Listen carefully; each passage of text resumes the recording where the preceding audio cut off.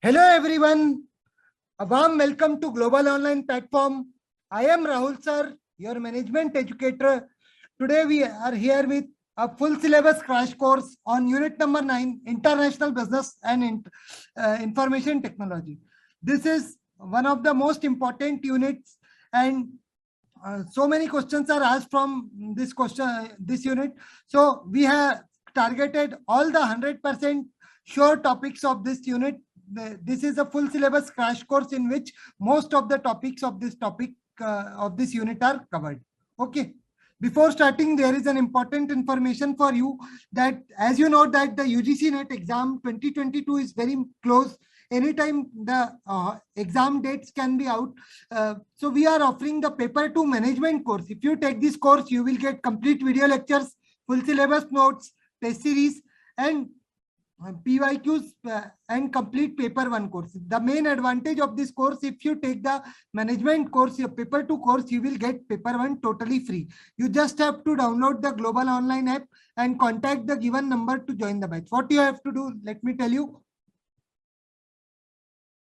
First, you have to download the Global Online, our official app. After downloading it, you will and login, you will see this home interface. After the home interface, you have to just click on the second button from the left side, that is store button. After scrolling, you can get the UGC NET paper 2 management course. In here we have, after selecting the course, you have to pay the amount which is, and you can access all the content we have provided here. To join the batch, contact on the given number through WhatsApp only, and you can take from the subscription for directly here also. So first, let's understand what is international business. As you know, business is a very good activity. Today, many people do business. So domestic, if you talk about domestic, it is limited to the local national borders only. But when you expand this domestic operations to the international level, the business is done. It is known as international business. Now let's see from here. Business activities done across the national borders is an international business. In simple words, it is mentioned that the activities which are done across the national borders is called as international business. The international business is the purchasing and selling of goods and commodities and services outside its national border. Such trade modes might have owned by the state or the private owned organization. International business can be the state loan means that the national government owns it, or by the privately owned resources. Okay, then in which the organization explores the trade opportunities outside the domestic national borders to extend their own particular business activities. For example, manufacturing, mining, construction, agriculture, bank, health, education, transportation, communication, and so on. Many things you see that different manufacturing firms with which India is trading. Then we have like Dubai is the UAE is there, from where we can where we get the petroleum and crude oils. Whole industry, to whole world, it provides the crude oil. Then construction based businesses are done through national borders. So this is all the examples of international business. Then let's understand what is the difference between international and domestic business. International business, it is an extension of domestic business, and marketing principles may alter. International business is what? Business marketing is a vital part of any business. So here it has been related with the marketing. Okay, then domestic business follow the marketing principles domestically. These are limited to the national borders. These are beyond the national borders. Difference in customs, cultures, and factors. If you trade internationally, if you see the international trades, there is a difference between the culture will be different. In suppose if you trade with China, if you trade with Nepal, Bhutan, or USA, the culture will be there. The customs there norms will be there different, but in domestically this a very less difference, no or a minute difference is there when we trade in different areas of a local country. Okay, then it is quite wide. The scope of international business, it's subjected to whole world, so the scope is very wide. But in case of domestic business, it has a narrow scope. Then selling procedure changes. You have to do a lot of formalities to sell your products outside, so it is the selling procedure changes, and the selling procedure remains unaltered. There is no alteration regarding the selling procedure in domestic business. Okay, then working environment and management practices change as suit to the to local conditions. Whatever it varies from the management, and the working environment varies from the countries to countries, so it will be different all the sides. But in case of domestic business, the management will remain the same and the working environment might be little different, but there will not be any different, because in our India different state follow different, so working environment may be different, but the management practices will not be different. Okay, then we'll have to face the restrictions, trade practices, license and government. If you trade in international business, you have to if you are thinking to go in international business, the company will have to face the restrictions, all the political factors, that is political, economical, socio-cultural, technological and legal restrictions will be there. But in case of domestic business, they have little or little impact on the domestic trade. These special factors impact the domestic business at a very small scale, but a wide impact on these special factors impacts the international business widely. Okay, I hope you might have this difference is clear. Let's understand the stages of internationalization. I have mentioned everything in very crux format, because we should, as the exam is very close, it's better that we should understand things point to point, which will help us to select the answer from the keywords only. Let's understand what is domestic market, domestic company. Domestic company is when the operations are limited, when the operation, vision, mission and is limited to the national political boundaries, it is called a domestic company. Then we have international companies. International company which focuses on the domestic practices but extend the wings to foreign countries, more export and import. Just we are the producer, no extra product will be no new product will be manufactured, only the product we are manufacturing which we will export, and if anything whatever we need we will import to our country. This is the international company.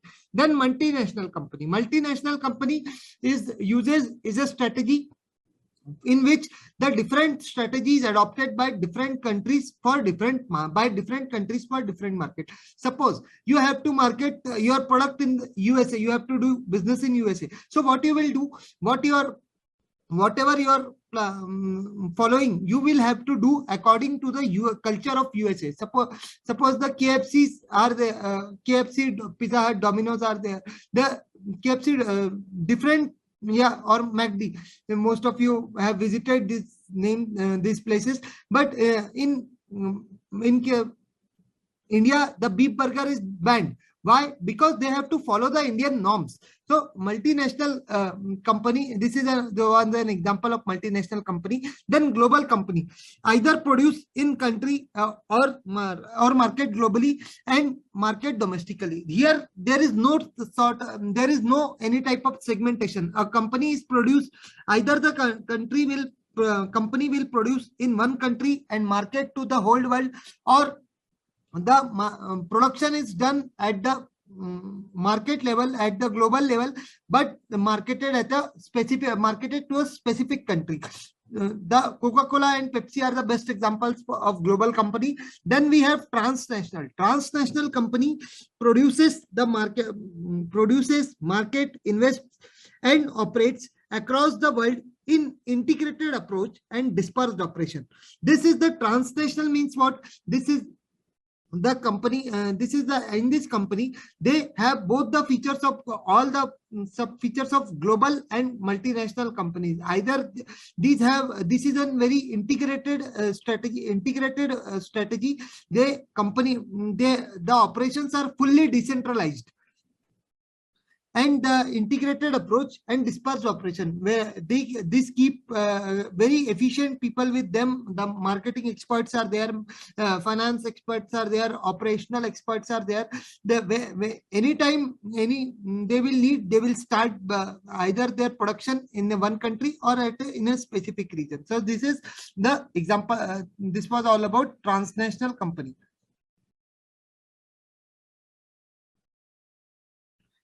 For multinational and transnational are a little bit, you may confuse. So I have brought a chart for you. Before understanding that, we will study here. This chart will clear. Let's understand first of all international strategy. International strategy is the relationship between two or more nations. Here, two or more nations are involved. Then transports is business outside the country. The business is transported outside, the goods are transported. Then each operation is a replication of the company's domestic business. The way the company is operating domestically, in the same way the company will operate worldwide. So this is in case of internationalization, and it involves subsidiary general managers. Subsidiary general managers are there in the international market. Let's understand now the multinational. When the people in different countries have significantly different tastes, a multinational will often the test choice, the multinational best choice, because the needs of people in different countries vary as per the country. So here multi-domestic company or multi-domestic strategy is used by the company. They will manufacture or do their task or offer their services according to the requirement of that country. There the home culture will be followed. Here the host culture will be followed. Okay. Then multi-domestic operation entitles in different countries can essentially operated at different business. Decision making is decentralized. Here the decision making power is decentralized from the home country in the case of the multi-domestic strategy. Now let's understand the global strategy. Global strategy, they consider the entire world as one market. Here in the previous slide I told you that there is no segment. Whole world is treated as one market. So there a centralized strategy will be used. Entire world will be treated as one market. Many operates with mixture of two or more organizational structure simultaneously. Two or more organizational structure work simultaneously in case of global strategy, and the decision making is fully centralized. Remember that in case of multinational, the decentralization will be there, but in case of global strategy, no decentralization will be there. Then last comes the transnational strategy. In case of transnational strategy, use specialized facilities to permit the local responsiveness. We use the specialized facilities to permit the local responsiveness. Then large scale decentralization of decision making. The decision making power is decentralized to large extent. Okay. Then each business unit across the globe has the freedom to take and implement its own HRM policies and practices. Every time different businesses are involved in the transnational strategy. So here all over the globe, the business is spread, the working is spread business, and so according to their requirement they can formulate and implement their strategy as and with respect to the HRM practices. Okay, I hope this is clear. Now let's see the difference between multinational corporations and transnational corporation. As the multinational has a national identity. In case of multinational corporations, there is a national identity of that home country. But in case of transnational, no principal is domicile. No principal domicile is there. Then Second point comes the control over the centralized in the national headquarters. Even though the multinational are decentralized to some extent, but the control is traded from the national headquarters. The national headquarters keeps a little control in case of multinational corporations, but in case of transnational, control is totally dispersed. Then point 3 comes, these are monolithic organization, domestics. These are also called as multi-domestic. Multinational companies have different name. These are also called as polycentric, multi-domestic, and monolithic organization. Then here it is confederation. Okay. Then fourth point comes, head of the foreign subsidy reports to the head of the international division. Here divisions are there, so head of the foreign subsidy refers to the head of the international division. This is reporting is done in case of multinational corporation, and global operating units report directly to the chief executive or the executive committee. Here, as the operations is going on worldwide, so here the units, the global units which are operating, they will report to a chief executive or a executive who has dispersed all this business to all over the world. To them, they will report. Okay. Then point 5, limited integration between the foreign subsidiaries. There is an integration exists, but to a limited extent. But in case of transnational, it is fully integrated, more integration between the global operating units. Then point 6, the ownership is centralized in home country. The ownership in the case of home country will be centralized, but decentralized in the home country, decentralized to some extent in the host countries. Okay, because you have to work like the act like the country where you are doing the trading. Okay, but in case of the transnational company, ownership is internationally dispersed. The ownership is internationally dispersed. Then point 7, business plans are national market. Business plans are for national market. The business plans are for national markets. And in case of transnational, the global planning considering the whole world as single market. Then the global planning is considering the whole world as single market. Okay. Then the last point is there. It differentiates between the domestic market and the foreign market. Here I told while explaining in the previous slide that you have to become like the that country where your operations are going. So there is a difference between the domestic market and the foreign market. But in case of transnational company, the whole world is viewed as a single market. The whole world is viewed as a single market. Okay. I hope this difference is clear. Now let's understand what type of problems are faced in international business. There are going into international business is not that much easy as we are doing domestically in our domestic country. It's involves n number of challenges. So let's understand what type of problems are being faced when a company plans to things for to do an international business. That's political factors. There are n number of political restrictions are there. A lot of formalities you have to follow while doing your businesses. Then high foreign interrelatedness. There is foreign restrictions are huge interdependencies. Then exchange instability. The exchange rate matters a lot in case of international business because multiple currency, you should have multiple currency, then only you will be able to trade in different countries. So exchange rate instability is a challenge. Then entry requirements. Many countries not allow easy entrance to different countries. Sorry, different companies. But here they have to fulfill a lot of requirements, their formalities. Then only they will allow you to establish your business in their country. So here entry requirements are necessary. Then tariffs, quotas, and trade barriers. Trade barriers are there that you have to pay certain charges to import or export certain goods. So in case of international business, tariffs and quotas, a certain quota means a certain limits is restricted. Then corruption. And corruption is the most common problem in case of international business because there are n number of money eaters. Then bureaucratic practices of the government. Government is not able to understand the today's culture. They don't decentralize the power, so these are the bureaucratic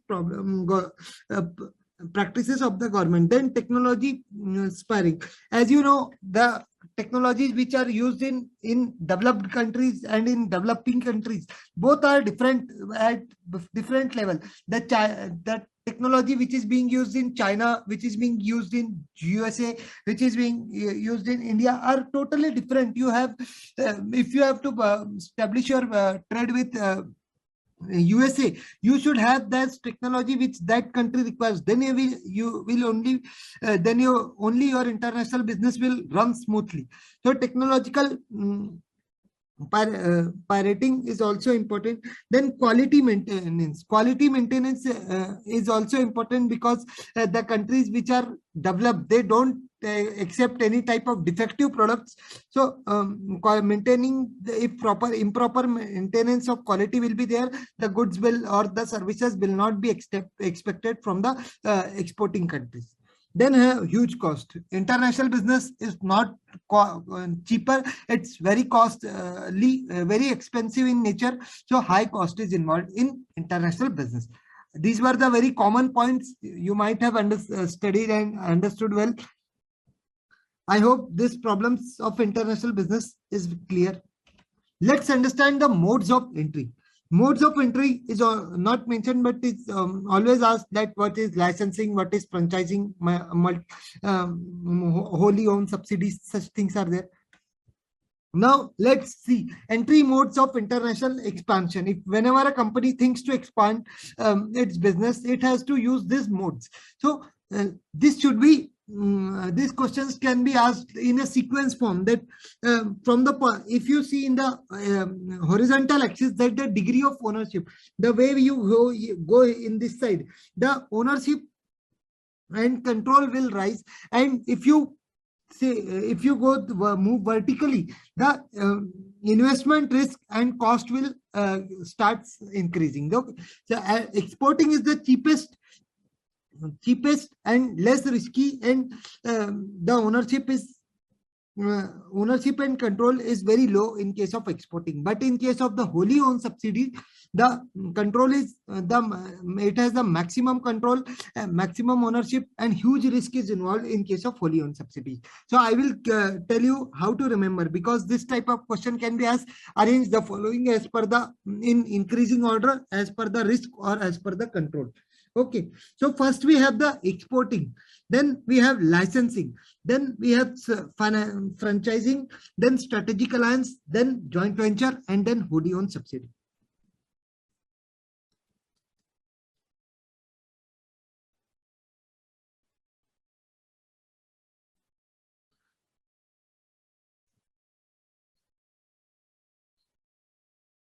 Now I am telling you story in Hindi. Please try to understand. सबसे पहले बंदा क्या किया, बंदे को करना था export. तो एक्सपोर्ट तो फोकट में नहीं हुआ.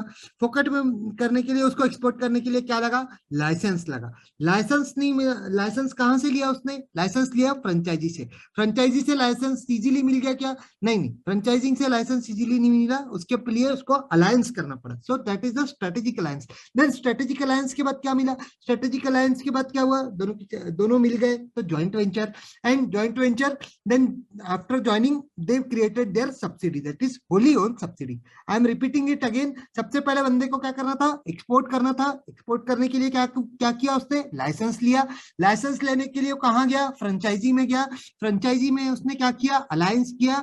अलायंस करने के बाद दोनों क्या हो गए, ज्वाइन हो गए, जॉइंट वेंचर ज्वाइन हो गए. और जॉइंट वेंचर ज्वाइन होने के बाद क्या किया उन्होंने, अपनी सब्सिडी बना ली. तो wholly own subsidy. That is the whole story behind which will help you to remember this sequence. Now let's understand one by one what are these modes of entry. Suppose exporting, this is the most easiest one. Selling homemade goods in foreign countries. This is the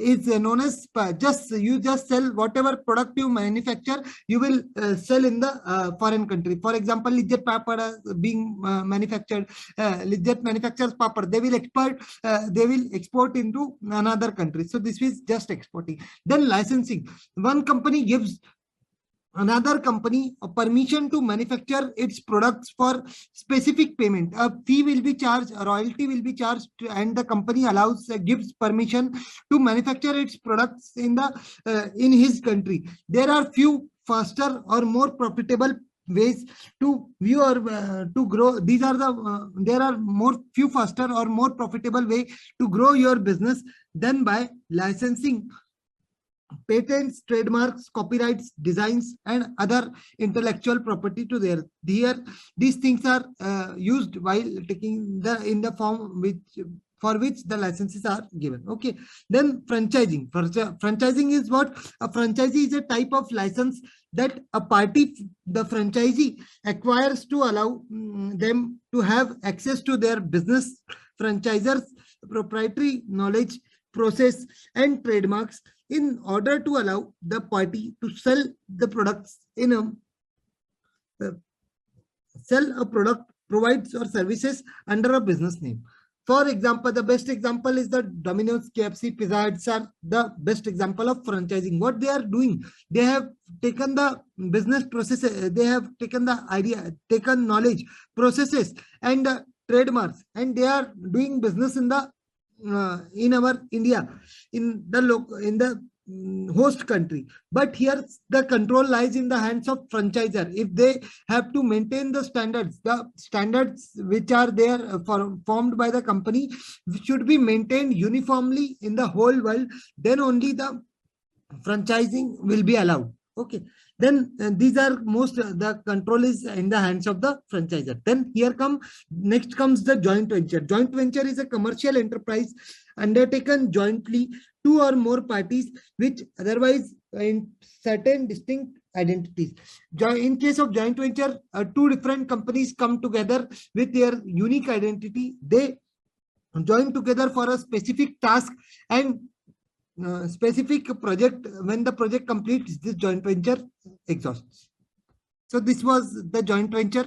Then we have strategic alliance. A strategic alliance is an arrangement between two companies to undertake the mutual beneficiary projects while retain in the independence.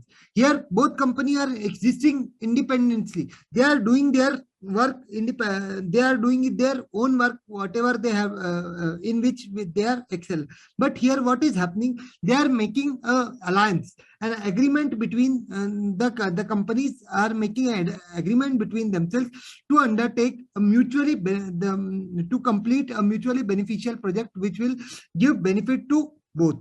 But here they don't lose their identity. Then next comes the turnkey project. Turnkey projects, here what is done, a ready-made project is made by a country and offered to the country who is asking for this project. Suppose metros are there. These are what? These are turnkey projects. China has offered, Japan has contributed. These are what? The turnkey projects.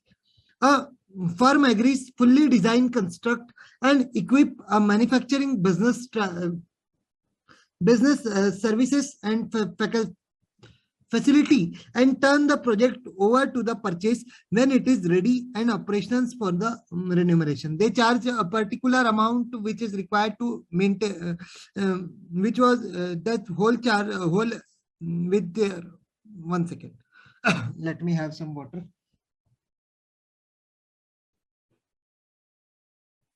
Yeah, we were discussing the turnkey project. So a turnkey project is what? A turnkey project agrees to fully design, construct, and equip the manufacturing business services facilities and turn the project over the purchase to the purchaser when it is ready for operations for a remuneration. Here what's happening? Suppose a computer, laptops are there, or some big new technologies are evolved in a country, and suppose India needs that product. So what they will do, they will make the complete, they will provide the whole project and formulate, make it ready in their country and offer to India, and India will pay the charges, whatever the project, whatever the cost of the project. Suppose in case of metros, the compartments, the bogies of the metros were what they were manufactured in the country, China, and provided back to India. Okay. Then Corona, you can call coronavirus is a as a turnkey project because it started in China and it has provided free of cost to whole world. So this is an example, or it is also, it can also be called as exporting. Jokes apart. Then we have foreign direct investment with allowance, without allowance. FDI is of two types. One is without allowance and one is with allowance. What is foreign direct investment without allowance? The company enters the international markets through FDI, invest their money, establish manufacturing and marketing facilities through the ownership and control. Here, in case of foreign direct investment without alliance, company just enters in the international market through in their investment. They will invest in the money, establish their manufacturing units and marketing facilities through ownership and control. Then in case of FDI with alliance, what happens in case of FDI with alliance? It may take many forms, such as direct acquisition of a foreign firm, constructing a factor on investing in the joint venture, or making strategic alliance with one of the local firms with the input of the technology, licensing of intellectual property. So here what is done? In case of with alliance, they will not start their business with scratch. Here, in case of without alliance, they were establishing their manufacturing units, developing their all facilities, and then they will start business through ownership and control. But in case of without alliance, what they will do? They will just acquire a local firm. A foreign company acquires a local firm with those who have all those facilities, like technology, licensing, and intellectual properties. An acquisition is done, or making an strategic alliances can also be made, and through in case of foreign direct investment without alliance. Let's understand the last one, wholly owned subsidiaries. Wholly owned subsidiaries is a company whose common stock is 100% owned by another company. As the term word suggests, wholly owned.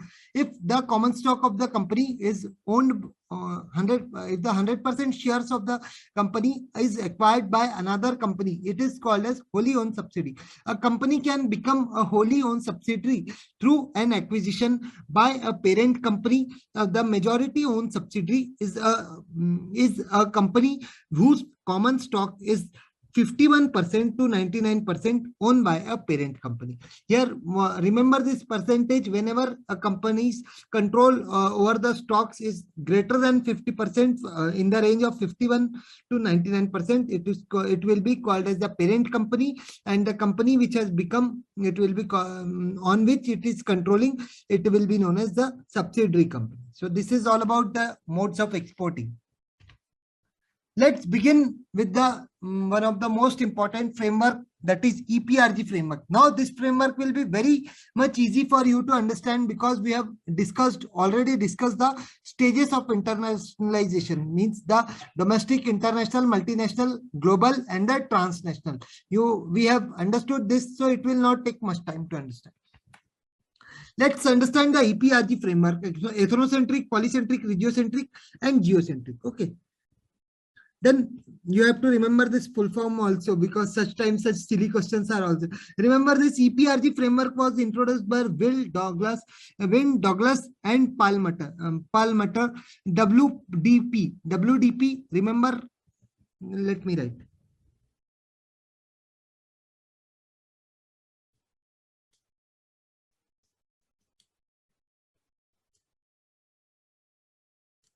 This is the mnemonic to remember the who has given the EPRG framework. Wynne Douglas and Wynne, ethnocentric, polycentric, regiocentric.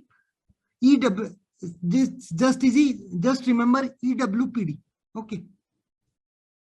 EWPD, that is paid EPRG framework given by Wynne Douglas and Paul Mutton, focusing on the international marketing operations. This was based on the international marketing operations. It describes the different attitudes that the management of a company has about the international markets. It indicates the attitude of the management which regarding the international markets. The EPRG framework addresses the way the strategic decisions are made in the company and what is the nature of the relationship between the company's headquarters and the subsidiary outside. EPRG framework mainly indicates that the nature of relationship between the home headquarters and the in the host country, that is home country and the host country. Then it consists of 4 stages. And the framework states that the companies operate in one following 4 ways in the international market. One of the 4 ways will be adopted in by a company while it is international international business. Let's understand. This is a quick crux of EPRG framework. When you talk about ethnocentric, here will be home country orientation. The orientation will be home country based. Then in case of polycentric, host country orientation. Okay, you will have to become like the country in which you are doing your business. Then in case of regiocentrism, a regional orientation will be there, like this NAFTA, SAFTA, these integrations are there, regional economic integrations are there, according to which them you have to work. And geocentrism, a whole world is orientation. This is the same concept we understood in the globalization, global company, same will be applied in the geocentrism. Okay, let's here this will clear you that ethnocentric, one marketing approach used by the home country strategy applied to all other markets entries. Whenever a country, this is related to what? This is related to international. The no new product will be manufactured for marketing beyond the national boundaries. The product which is the company is manufacturing will be marketed to another country. This is ethnocentric. Then we have regiocentric. Regiocentric, I told about this is related to a different region. A particular region is there. It adjusts to economically needs the consumer demand and how the consumers use e-commerce services. How this adjust, the conditions are being adjusted like to economic as per the economic needs and consumer demands, and how the consumers use e-commerce services in a particular region. This is regiocentric is subjected to a particular region. Then we have polycentric. Polycentric, in case of polycentric, each market location has a unique and specific marketing approach. There is the marketing approach varies from countries to countries where the company is doing its business. It is similar to the multinational. This polycentric is similar to the multinational approach, that each market location has a unique and specific marketing approach.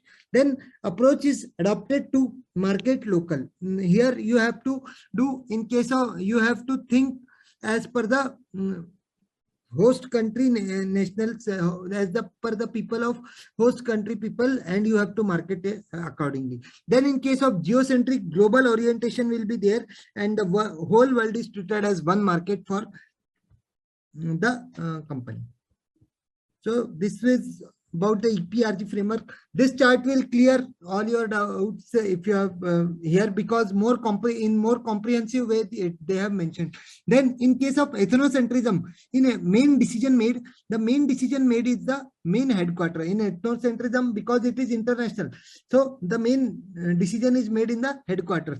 Then in case of polycentrism, lower role of the main headquarters. The headquarters will have not that much role. Then in case of regiocentrism, main decisions made in the regional headquarters. There will be regional headquarters which are established, like suppose the SAARC has the headquarters in what Kathmandu.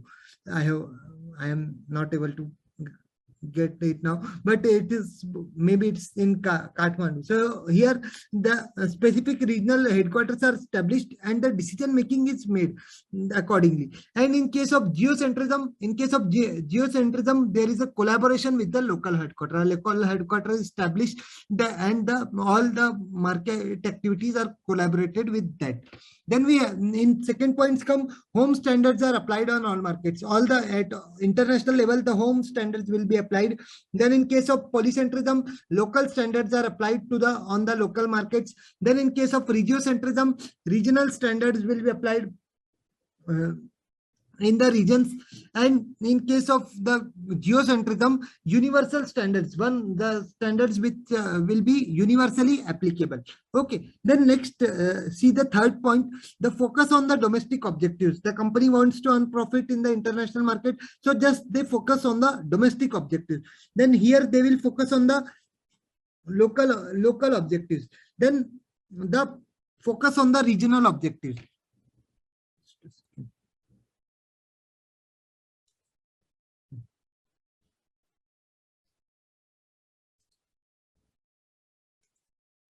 They will focus on the regional objectives, and they will focus on the global objectives. So objectives, the words as per, except the domestic ED, remember this ED, ethnocentric will reference to domestic, then PL, then polycentric to local, then regiocentric R square, regional to regional regiocentric to regional objectives, and in case of geocentric, G square, global to global objectives. Okay, I hope this will be easy to avoid confusion in exam. Then identification with the owner's nationality. The owner's nationality will be identified in the internationalism in case of ethnocentrism. Then identification with the nationality of the host country. Nationality of the host country will be identified in the case of polycentrism. Then in case of regiocentrism, the identification with the region will be established,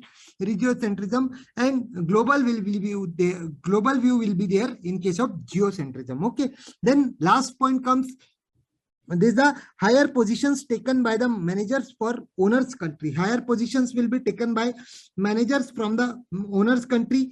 Then we have polycentrism, higher positions taken by the local managers. Higher positions are taken by local managers. Then in case of regiocentrism, higher positions are taken by regional managers. Regional manager controls the whole operation. And this case of geocentrism, having an experience and in different countries must to take high position. Means in case of global countries, in starting we had seen that there are committees of experts will be there who will be reported. One strategy for one world. Okay, this will be followed in the geocentrism approach. Okay, so that's all about today's class. I hope, one slide is remaining. Sorry. Let's understand what is globalization. Globalization is what, as we know, as we have understood all these things, let's see this one slide too. Globalization can be defined as the process of rapid economical, cultural, and institutional integration among the countries. When the countries are integrated at the local level, at the economic level and institutional level together, this is called as globalization. And then the unification is driven by the liberalization of trade, investment and capital flow, technological advancement, and the pressures for the business assimilations towards the international standards. Okay, here what's going, the unification is driven, why globalization is possible.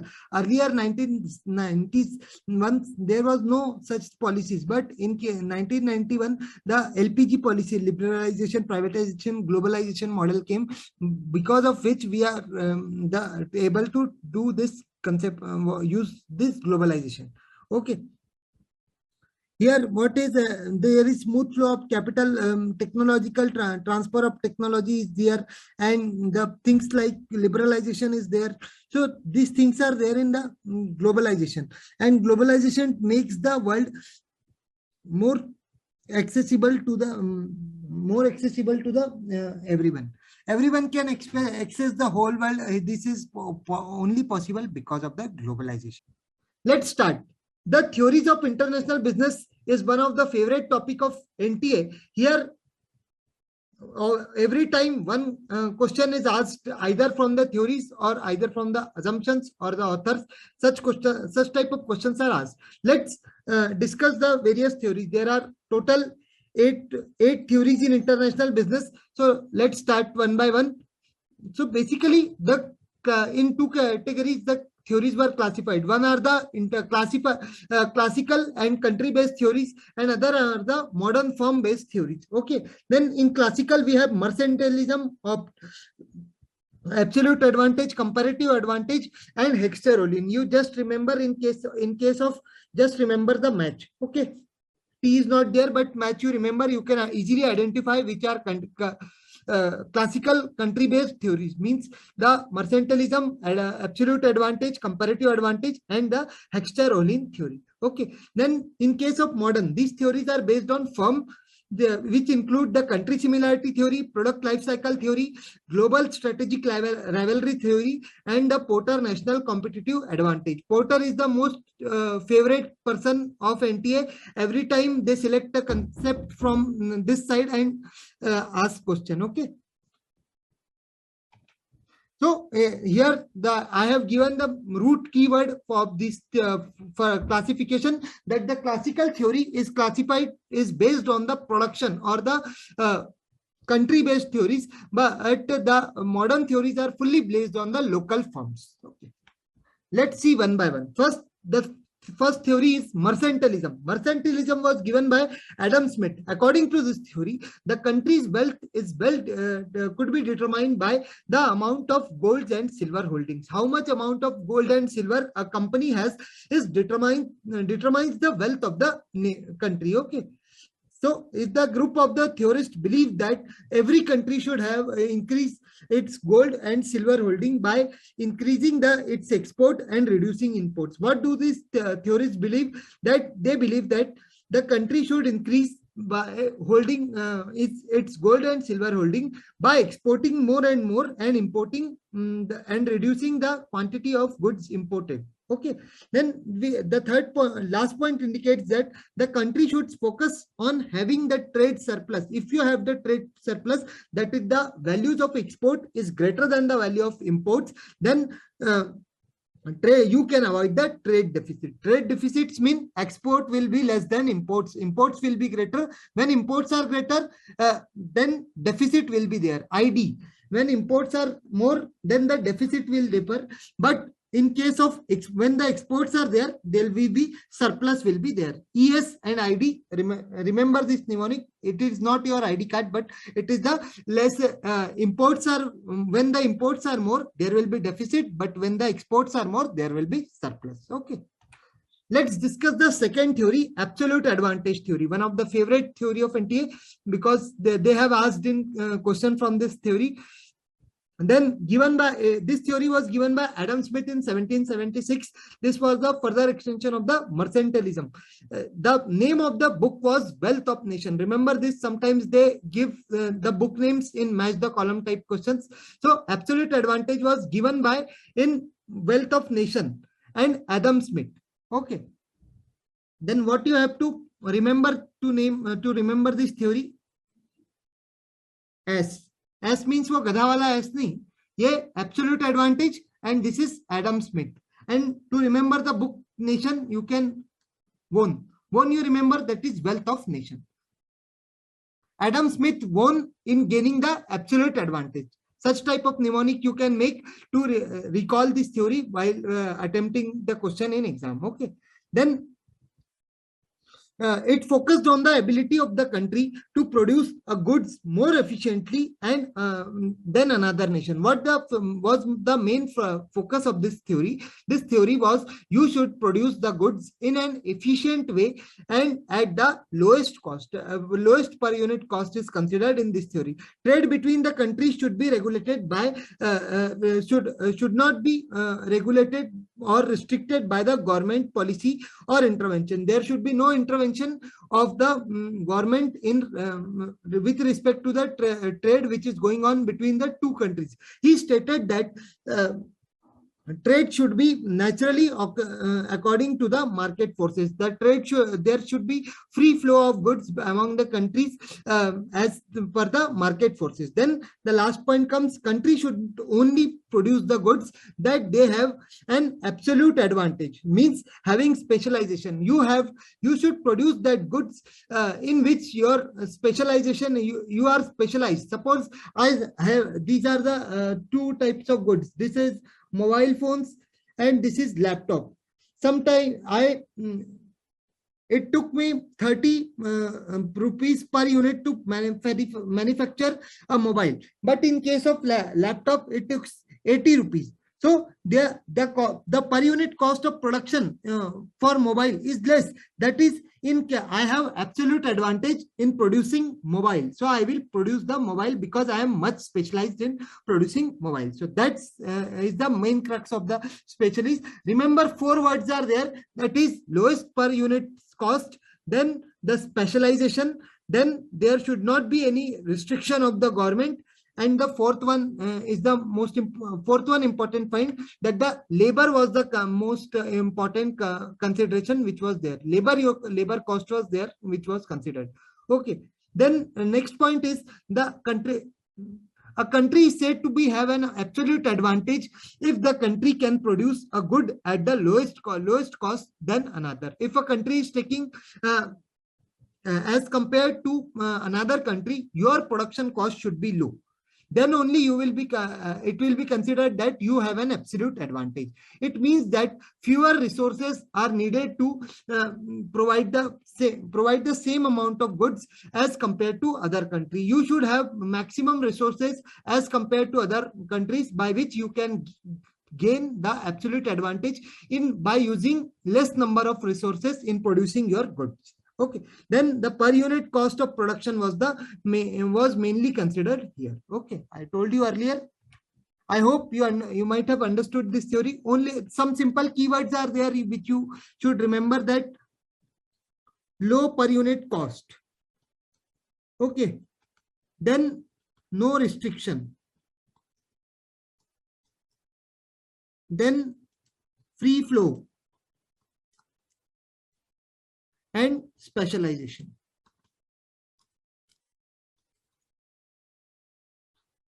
And use of less resources. ये 5 words भी आपको याद रहे ना, तो भी you can attempt any type of question from this absolute advantage theory.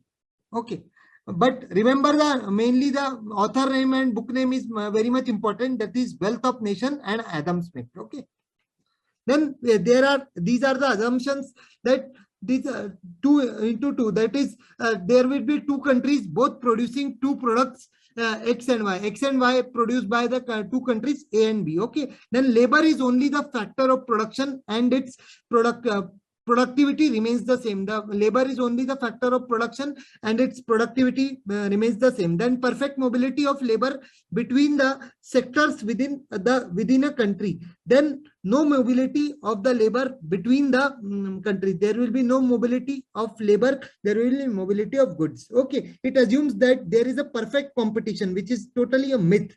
That no transportation cost will be there and no restrictions on the movement of goods between the countries. That is free trade. The free flow of trade will be there. these assumptions are important because it's simple. It's very simple that two countries will be there and they are producing two separate types of goods. There will be perfect competition. No transportation cost will be there. No restrictions will be there. Then no mobility of labor. Only the labor is considered as a factor of production and their productivity remains the same. But there is one more point that perfect mobility of labor will be there between the sectors within a country.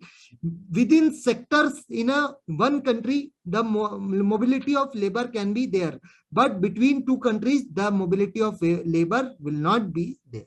Okay, remember these points. Next comes the comparative advantage theory. That means the Ricardian theory.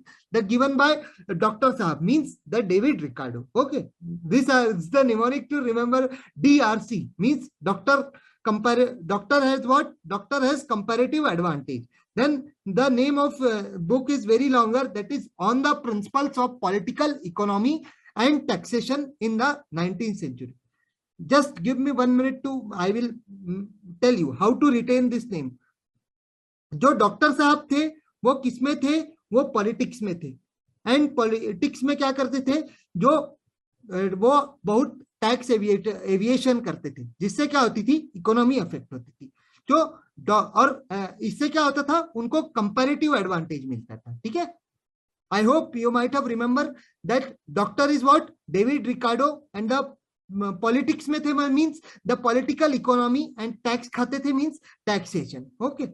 तो David Ricardo और tax खा के उनको क्या मिलता था? Comparative advantage मिलता था. So this is the main mnemonic to remember this theory. That is David Ricardo gave the comparative advantage theory in his book The Principle of Political Economy and Taxation in the 19th Century. Okay, then according to David Ricardo, a comparative advantage give a company an ability to sell the goods and services at the lowest price than its competitor and realize the strongest sales margin. Here what happens? This in earlier theory, that is Adam Smith's absolute advantage, we talked about the actual cost of production, but here we are discussing that if a company a comparative advantage will a company will have its comparative advantage if the selling ability is less at the service cost, less as compared to other competitor, it will realize the stronger sales margin. Here we will talk about the opportunity cost. Okay, it is the ability to produce goods and services at a lower opportunity cost. In case of absolute advantage, there was production cost of production, but here we are talking about the opportunity cost than the trade partners. If you have low opportunity cost, you will have a greater comparative advantage.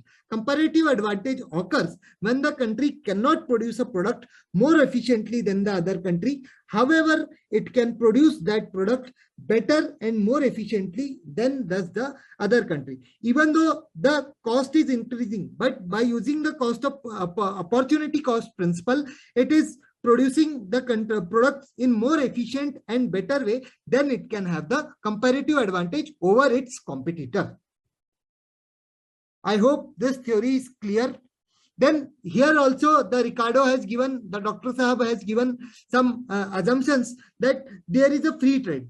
Then there is no transportation cost. These two are same with these two are identical to absolute advantage theory, that there will be free trade, no transportation cost will there, the labor is homogeneous, then cost of production is expressed in terms of labor. Labor is only the factor as is considered here in case of both the theories, that is Ricardo and Adam Smith's theory, that labor is only the factor considered as the factor of production. Then production is subject to constant return to scale. There will be constant return to scale. Then free trade will be there. Then no transportation cost will be there. Homogeneity will be there, and cost of production is expressed in terms of labor. That's all. Then here we are comparing the absolute advantage and comparative advantage so that you should not face any confusion. Then in case of absolute advantage, what happens? Best of production of goods and services. You have to the specialization which I told you in first time that it is based on the best at production of goods and services. Then what does comparative advantage means? Defines comparative advantage is defined as the producing goods and goods or the services at lower cost. The goods and services are produced at the lower cost. Okay. Then benefits, that talents and resources are the focused on the production. The resources you are using, the talents you are using are the benefits you are getting while production. But in the case of the comparative advantage, the production is much more efficient, saving resources. If you producing in a more efficient way, you are getting the comparative advantage. Then third point comes about cost. Then cost is noticed but not made priority over the production. Here as the specialization is considered main factor, so the cost which is incurred to produce the commodity will be considered but not will be given a maximum priority. But here cost, in case of comparative advantage, cost is the primary factor. Okay. Then fourth point comes production. All resources allocation goes into the production. Production is heavily focused and is primarily factor in trade. Production is the primary factor, and this involves the resource allocation. Then the next comes in case of comparative advantage, the resource allocation varies, and the main focus going into the production mutually beneficial to trade, and trade needed to take the advantage of the comparative cost. Means the opportunity cost will be considered, and the comparative cost we will take over the advantage through comparative cost, and the resource allocation will be considered, and both the way in which you are producing it should be beneficial to the company. Okay, as over the competitor, which may give you a comparative advantage over the competitor.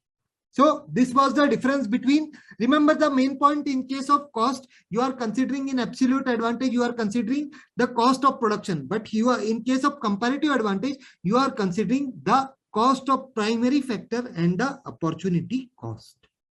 This is the basic difference between the absolute advantage and comparative advantage. Next comes the fourth one, that is Heckscher-Ohlin theory. Heckscher-Ohlin was given by Bradley-Ohlin and Philip Heckscher in 1977. You have to just Bohe, you remember, that is Billy Ohlin and E. Heckscher. Just as the name suggests, Heckscher-Ohlin, these are the names of the author only. The year was 1977. Okay.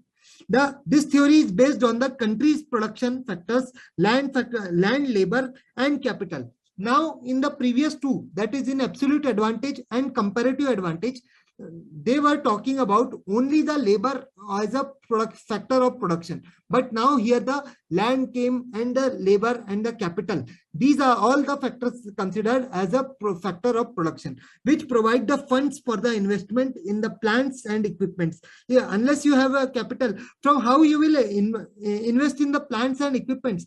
So capital is also considered as an important factor of production. They determine that the cost of any factor or resource was the function of the supply of supply and demand. Okay.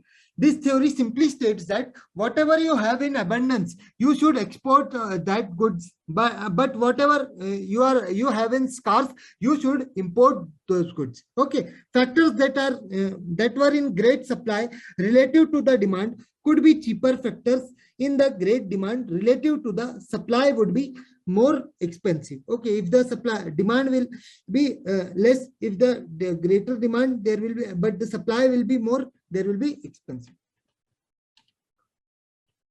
Then here you will get more clearly their theory, also called as the factor proportion, factor endowment. These are the two different names, that is factor proportion and factor endowment, two factor theories. These are the other names of this Heckscher-Ohlin theory. Two countries, this is this one. That is two commodities, two countries, and two forces of two factors of production, that is the labor and capital. This theory, also called as the factor of proportion theory, stated that the countries would produce and export goods over the required resources or the factors in great supply and therefore the cheaper production factors. Okay. In contrast, the countries should import goods that are required the resources that were in short supply but higher in demand. Okay. The goods of which you have shorter supply, you are not able to produce in the own country, that goods will be abundant, which you have in your country. Suppose, let me tell you an example.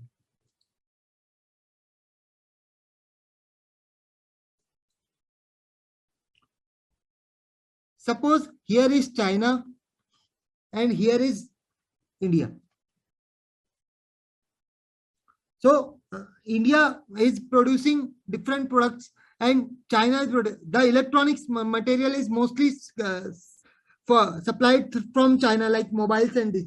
So there is scarcity of this electronic resources. So India will produce the India will transfer China will transfer the these goods to India. They will be exported, but from the resources in which the China is facing scarcity, that will be imported by China from India. Okay. I hope this is clear that the factors which which are scarce in your country, you will import the those goods, but which are abundant in your country, you will export those factors, those goods by using those factors as a factor of production. I hope this theory is clear to you. Let's understand these are the theories or assumptions. These are the assumptions of Heckscher-Ohlin theory, that this is a 2 into 2 into 2 model. I told you in the earlier slide that the technology being used will be identical. Then X and L intensive and Y and K is intensive. That there will be constant returns to scale. Then incomplete specialization will be there, and equal taste. The taste will be equal. Perfect competition will be there. Then internal mobility will be there. Then no transportation cost. ये तो same ही घूम रहा है सब जगह. No transportation will cost. Perfect competition will be there. Internal factor mobility. Then all the resources are fully employed. All the resources are fully employed, and exports are equal to import. Then next comes the Leontief paradox. Leontief paradox was given by Wesley W. Leontief in 1953. WWL, you remember in case of Leontief paradox. So this is purely opposite to the Heckscher-Ohlin theory. The United States was abundant in the capital, and therefore he should export the capital intensive goods. So capital intensive goods was should be exported by USA. But what he is doing, he is importing the capital intensive goods. Ulta kar raha hai na?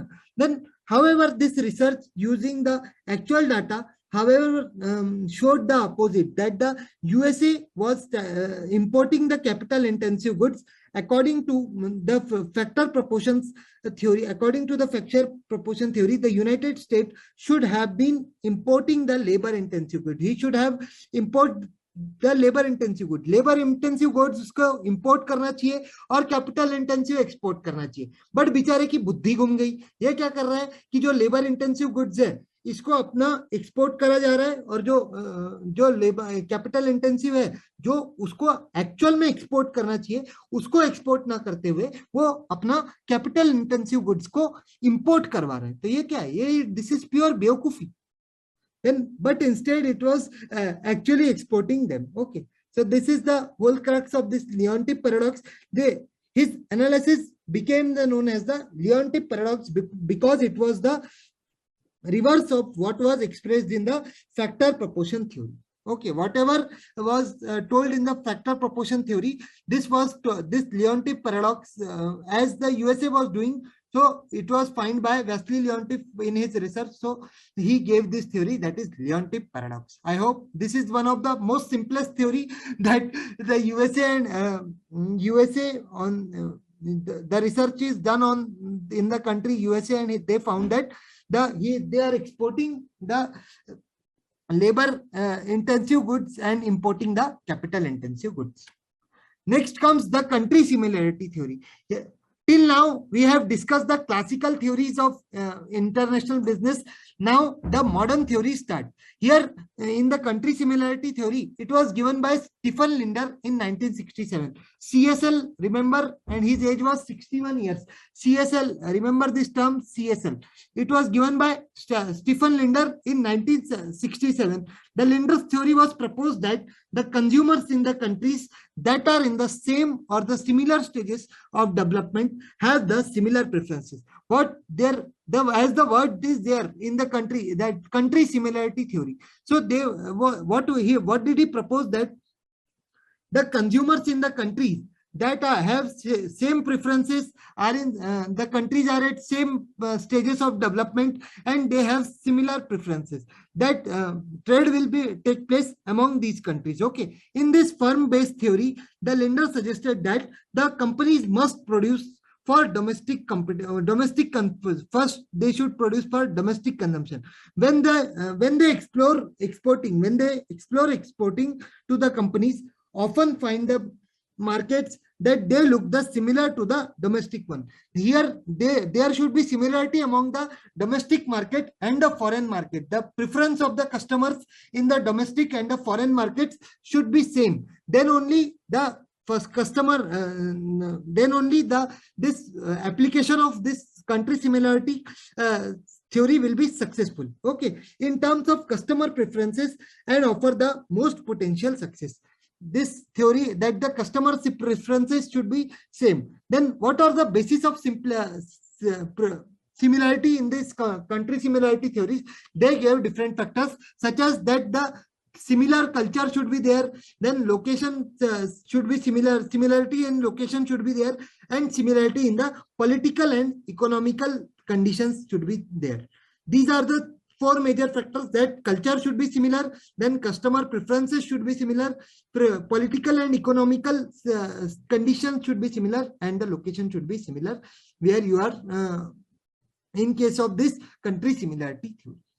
I hope this will be clear.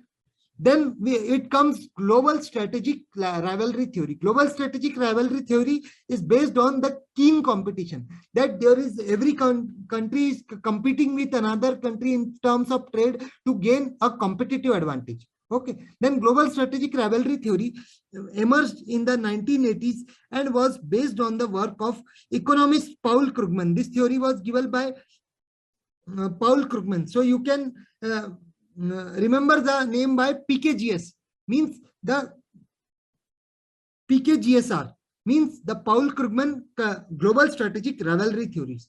Okay, and Kenville's ancestor, PKKL, PK square L, and G square, LGS. Okay, let me write for your convenience. PK square means Paul Krugman and Kenville's ancestor, PKL GS.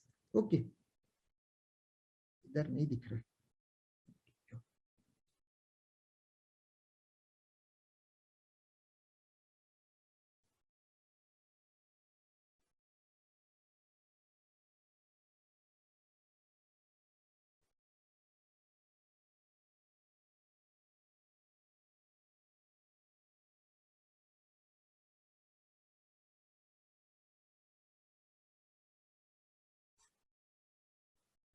This is the main mnemonic of this theory, that is PK square and GSR. Okay, means the Paul Krugman and Kelvin ancestor, means the K square is written for the Krugman and the Kelvin. Okay, PK square L is the name of the author, that is Paul Krugman and Kelvin ancestor. They give the theory that is global strategic rivalry. GSR is the global strategic rivalry theory.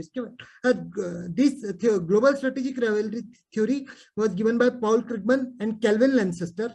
Then their theory focused on the MNCs and their efforts to gain a competitive advantage. Here, MNCs are putting their efforts to gain a competitive advantage against the other global firms. MNCs are working to take the competitive advantage in their industry. Firms will encounter the global competition in their industry, and in order to proper, they must develop the competitive advantage by putting proper efforts. They can gain the competitive advantage in all over the industry. Here they should focus on the research and development, the ownership of the intellectual property rights, and the economies of scale. These are the main factors which are discussed, given by these two PK square, that is Paul Krugman and Kelvin Lancaster. They said that if proper research and development is done, there will be proper ownership of the IPRs, that is intellectual property rights, and proper economies of scale. These three factors are considered. This will help the MNCs to gain the competitive advantage by putting efforts over the global firms in all over the industries. So this is all about the global strategic rivalry theory. Next comes the Porter National Competitive Advantage Model. Porter National Competitive Advantage Model. This is the one of the important model of the theory, that here Michael Porter gave the diamond theory of the national competitive advantage. This states that the feature of home country is crucial for the success of an organization in the international market. If one country wants to achieve success in the international market, they should be more crucial regarding the feature of their home country. Whatever the business they are doing in their home country, they should take proper care. Unless they will not take proper care regarding the features of their business in the home country, they will not able to succeed in the international markets. This theory is called the diamond theory, as this is depicted in the shape of the diamond frame. We have the diagram, don't worry. So one more point I will like to add, I forgot to mention while preparing the PPT. A company can achieve, let me tell you orally, a company can achieve the competitive advantage only if they have achieved the competitive advantage in their home country. It simply means that to achieve competitive advantage at the international level, a firm should focus on achieving the competitive advantage in the local level first. Then only it will succeed to achieve the competitive advantage at the international level. Then here are the four conditions are there, that it is local market resources and capabilities, means factor conditions. Porter recognized the value of the factor proportions theory. Porter recognized the factor proportion theory, which considers the nation's resources, that is material resources and available labor, as a key factor of determining what a product country will import and export. Means that it means that the factors of production are very much important for a country as a key factor determining what the products a country will be import or export. Then Porter added these basic factors in his list in the advancement in the list of advanced factors, which he defined as the skill, labor, investments in the education, technology and infrastructure. According to Michael Porter, as per the local market resources and capabilities, means the factor of production is categorized under the labor, investment in education, technology and infrastructure. Okay. Then we have local market demand conditions. In case of local market demand condition, the earlier was one factor condition. Now this is the local market demand conditions. Here the Porter believed that a sophisticated home markets is critical to ensuring the ongoing innovation. Here first you have to ensure the ongoing innovation should succeed in the home market. Therefore, by creating a sustainable competitive advantage, companies whose domestic markets are sophisticated, trendsetting and demanding forces are continuously innovation and the development of new products and technology. This factor is this is the same point which I told you earlier. First, they will work, they will do the experiments at the home country level, means they will try the innovation factors, they will do development of new products and technologies at the home level, home country level. Then only they will transfer it to the international business. Then we have local suppliers and complementary industries. Local suppliers and complementary industries to remain competitive. The large global firms benefits from having a strong, efficient, supporting and related industries to provide the inputs required by the industry. For any production firm, inputs are required such as labor, capital, efficient machinery. These are the factors which are required. So they should have a strong supplier. Strong supply should be there, and efficient supplier should be there to supply actual goods, good quality of equipments, so that the company can produce. So this point, it only mentioned in the that local supplier and complementary industries should be there. Good. Certain industries cluster geographically, which provides the efficiencies and productivity. There should be a good group of proper sophisticated suppliers which can by which will help to raise the efficiency and profit and productivity. Okay, then the last points come, that local firm characteristics. Local firm characteristics include the firm strategy, industry structure, firm strategy, industry structure, and the industry rivalry. This include the firms, what is the strategy of the firm, what are the organizational structure or the industry structure where it is operating, and in what is in which the rivalry is, industry rivalry among the industries to what extent. Then local strategy affects the firm competitiveness. The local strategy affects the firm competitiveness. A healthy level of rivalry between the local firms will spur innovation and competitiveness. If the local rivalry is good among the local firms, it will help to achieve the competitiveness in the global level. It will spur the innovation and competitiveness at a global level. So these were the 4 characteristics which you have to remember. That is factor conditions, demand conditions. Then we have local supplier and competitive industries, and the firm characteristics. So this was all about the factor condition. You can remember this by using the mnemonic, that is FD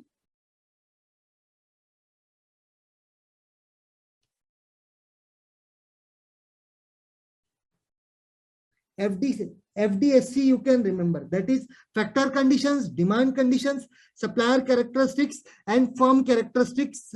These are local firm characteristics. This is the supplier and complementary industry. Third one, S, factor condition, demand conditions, supplier and complementary industries, and this last one is firm characteristics. Okay.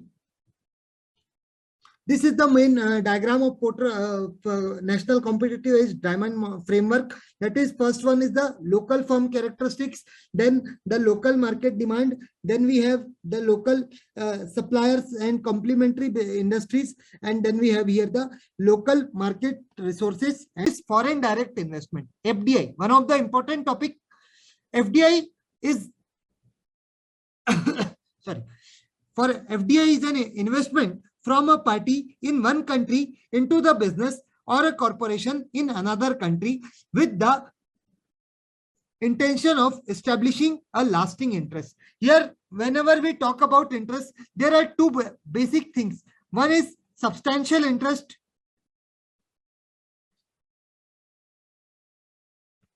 and another is the lasting interest. And here one more point comes, that the FDI, whatever will be done, will be for long term and stable. Sorry, let me write here. Competitive advantage.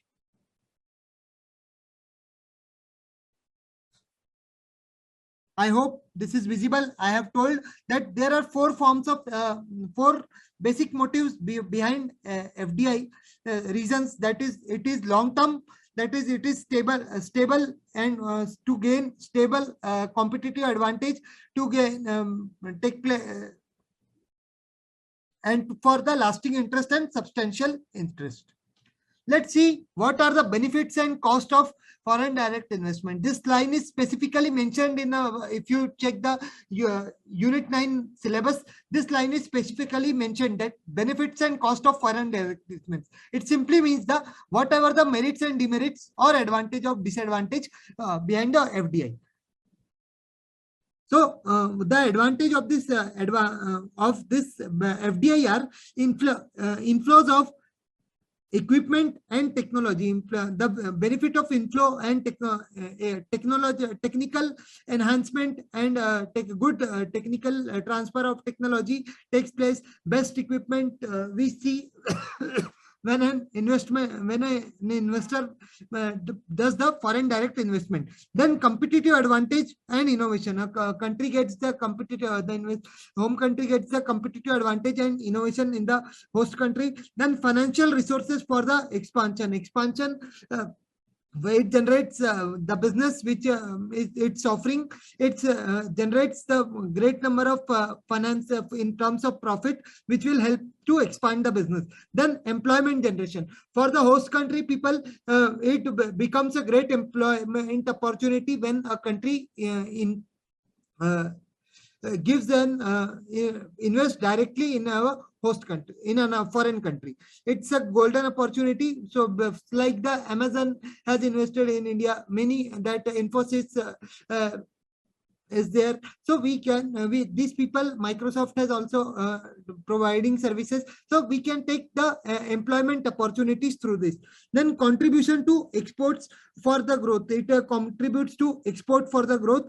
Then improved consumer welfare through reduced cost, wider choice, and improved quality. Here you will see that whenever a foreign investor invest in a company, whenever a foreign company invests in a country, 4 things they need to pay attention. That is customer welfare. That is means customers should be satisfied.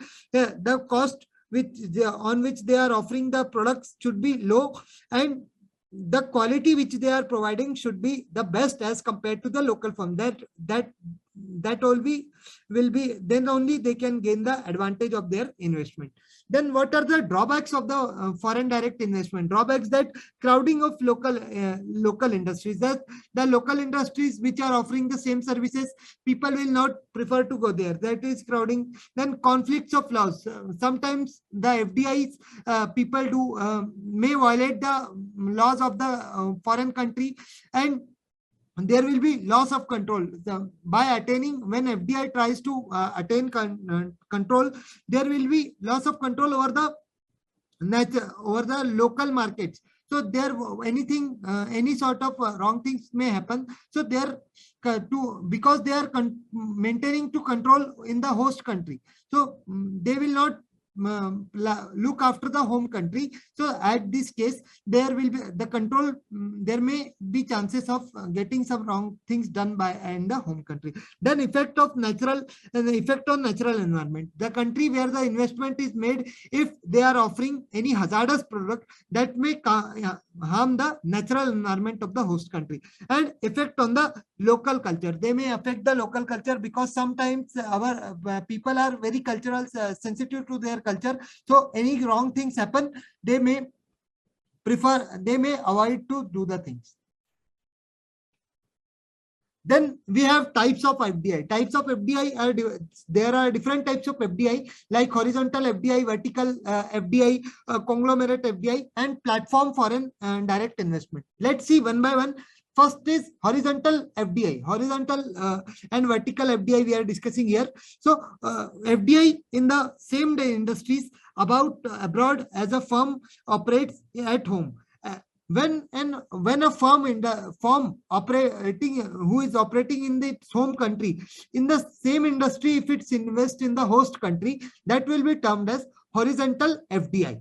Then we have vertical FDI. Vertical FDI is the industry abroad that provides inputs into the firm's domestic operation. Vertical FDI, the reason behind making the vertical FDI is that to provide inputs to the firm's domestic operation. To provide inputs to the domestic operation, vertical FDI is done. Vertical FDI is generally of 2 types. That is BF.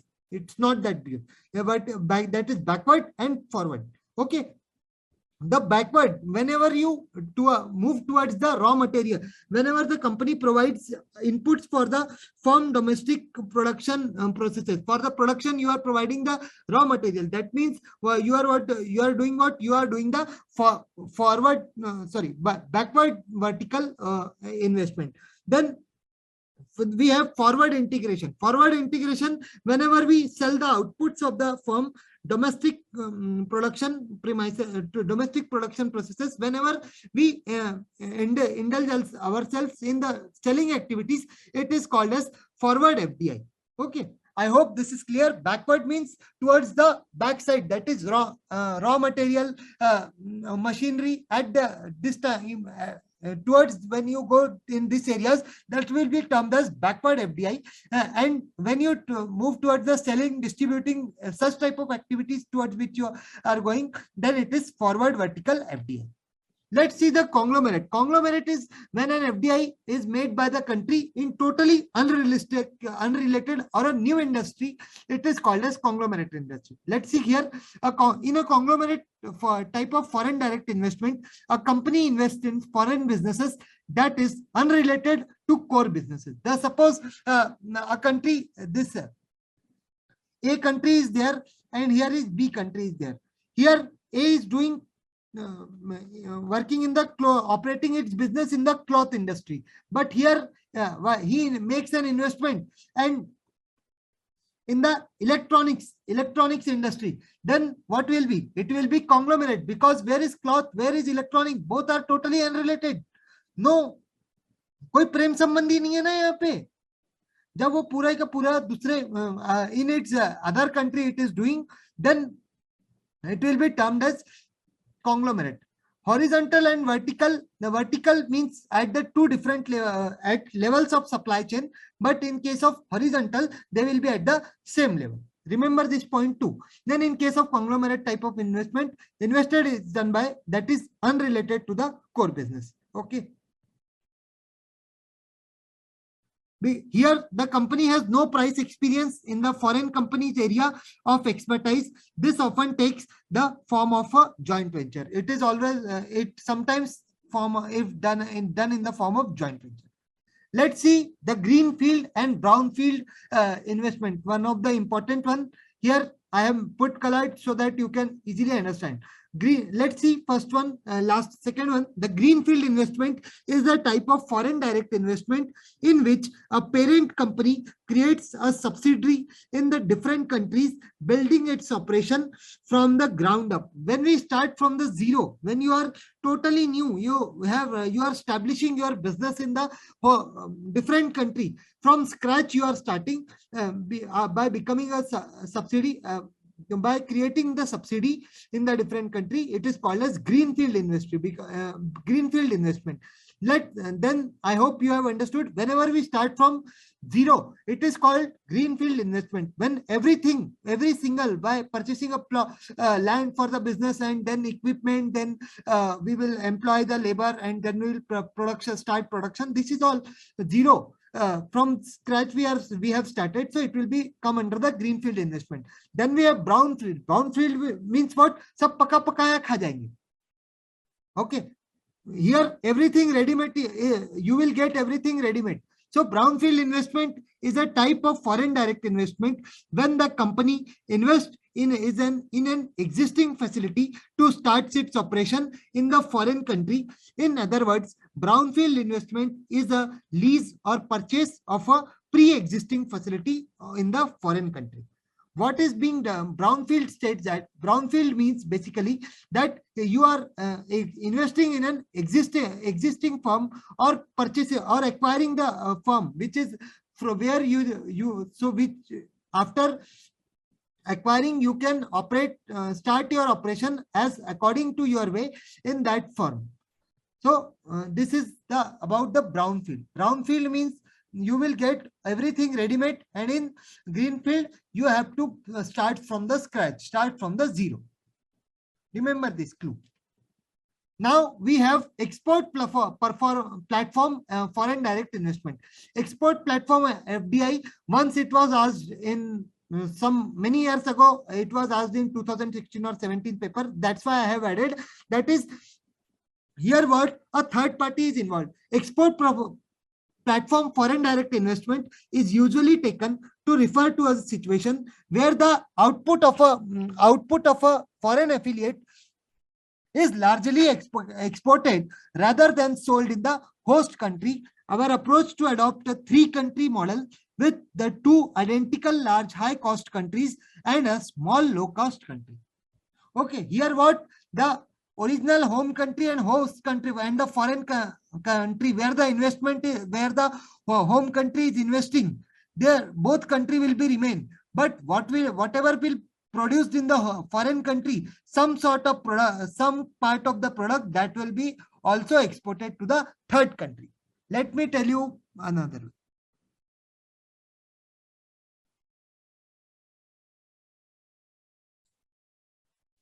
See, नहीं जान दो, ये तो corona भेज दिया था, इसको नहीं लेते.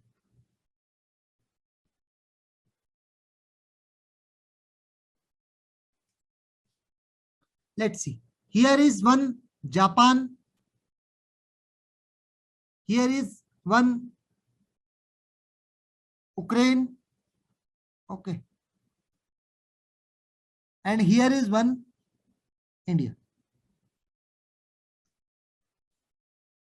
Japan has done investment.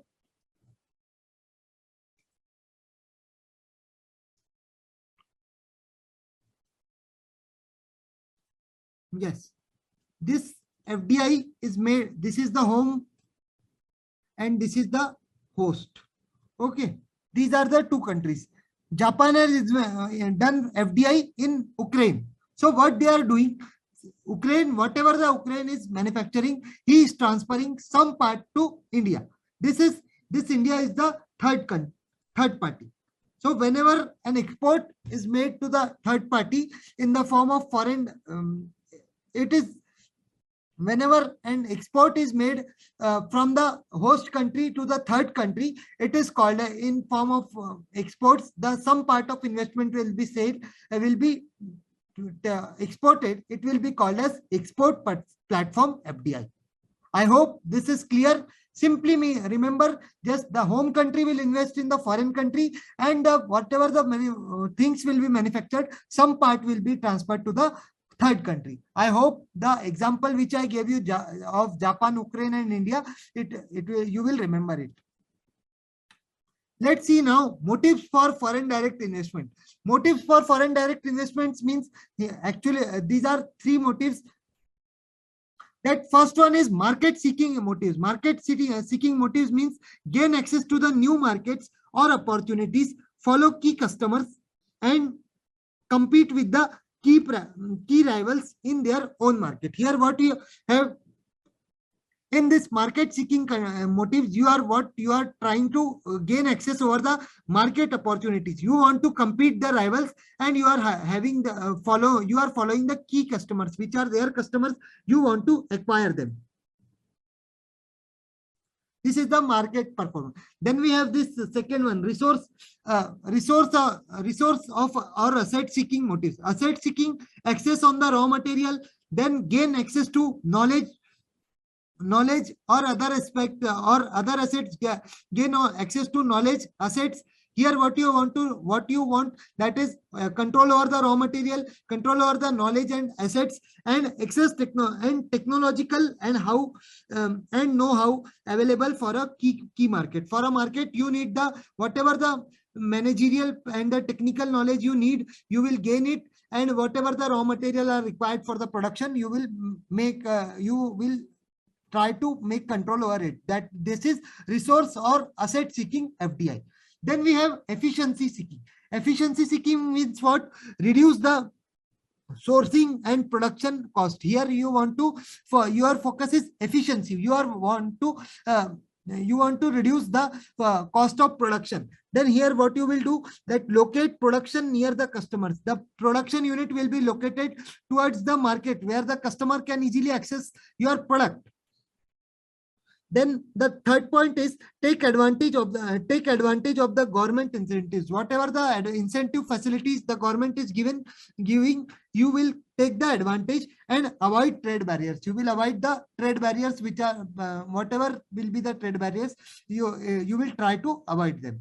So let's see once again, market seeking in market seeking, you are trying to control over the market, compete with the rivals and follow the key customer. Then in resource or asset seeking, in case of resource or asset seeking, you want to gain access over the raw material or the technology and equipment, the managerial control and the knowledge of assets. Okay, and in efficiency seeking, you want to reduce the cost of production, take the advantage of the government incentive, and you will locate your production unit near the customer. I hope these three motives are clear. Let's see the FDI based theories. There are two main theories, that is monopolistic advantage theory and eclectic paradigm. This sometimes has been your exam. That's why I am explaining. So what is this monopoly advantage theory says? It argues that multinational enterprises prefer FDI because it provides the firm with the control over the resources and capabilities in the foreign market and a degree of monopoly power relative to the foreign competitors. Whatever this monopolistic advantage theory states that the investor is gaining, that the foreign multinational enterprise, by investing, it wants to control on your resources and your and capabilities and the market and develop the monopoly. He want to develop its own monopoly so that he can gain the competitive advantage in the all over the entire market. Okay, the key sources of monopolistic advantage include the proprietary knowledge, patents, unique know-how, and sole ownership of other assets. These are the some points you should remember, that what are the key sources of the monopolistic advantage include. The key sources will include the proprietary knowledge, then the patents, unique know-how, and the sole ownership of the assets. Then example we have given that Novartis earns a substantial profits over the marketing various market medications through its subsidiaries worldwide. Okay, here one example of Novartis example is given. Then we have eclectic paradigm. Eclectic paradigm is an approach. This is also called as OLI framework, that is ownership, location, and internationalization. An approach to determine whether a company is better off engaging in a foreign direct investment or not. These are the three parameters on basis of which the company decides that is it compatible to invest is it capable of doing foreign direct investment or not. First one is ownership. Ownership includes the trademark, production technique, business skills, and returns to scale. This comes under the ownership factor. Then we have location factor. Location factor includes the existence of raw material, low wages, and special taxes, tariffs. This come under the covered under the location. Then we have internationalization. Internationalization means do things internally, outsource them to the external entity. When the when the processes are outsourced to the external entity, it will be covered under the internalization, and the rest thing will be done internally. Okay, I hope this paradigm is simply very simple, that if you have all the three, if you are company satisfy all the three conditions, that is ownership, location, and internalization. If all these three aspects are satisfied, you will get the your company is being capable of making the foreign direct investment. Simply a very simple model is there. When you have your conditions are satisfied related to the ownership, location, and internalization, your company is able to make the foreign direct investment.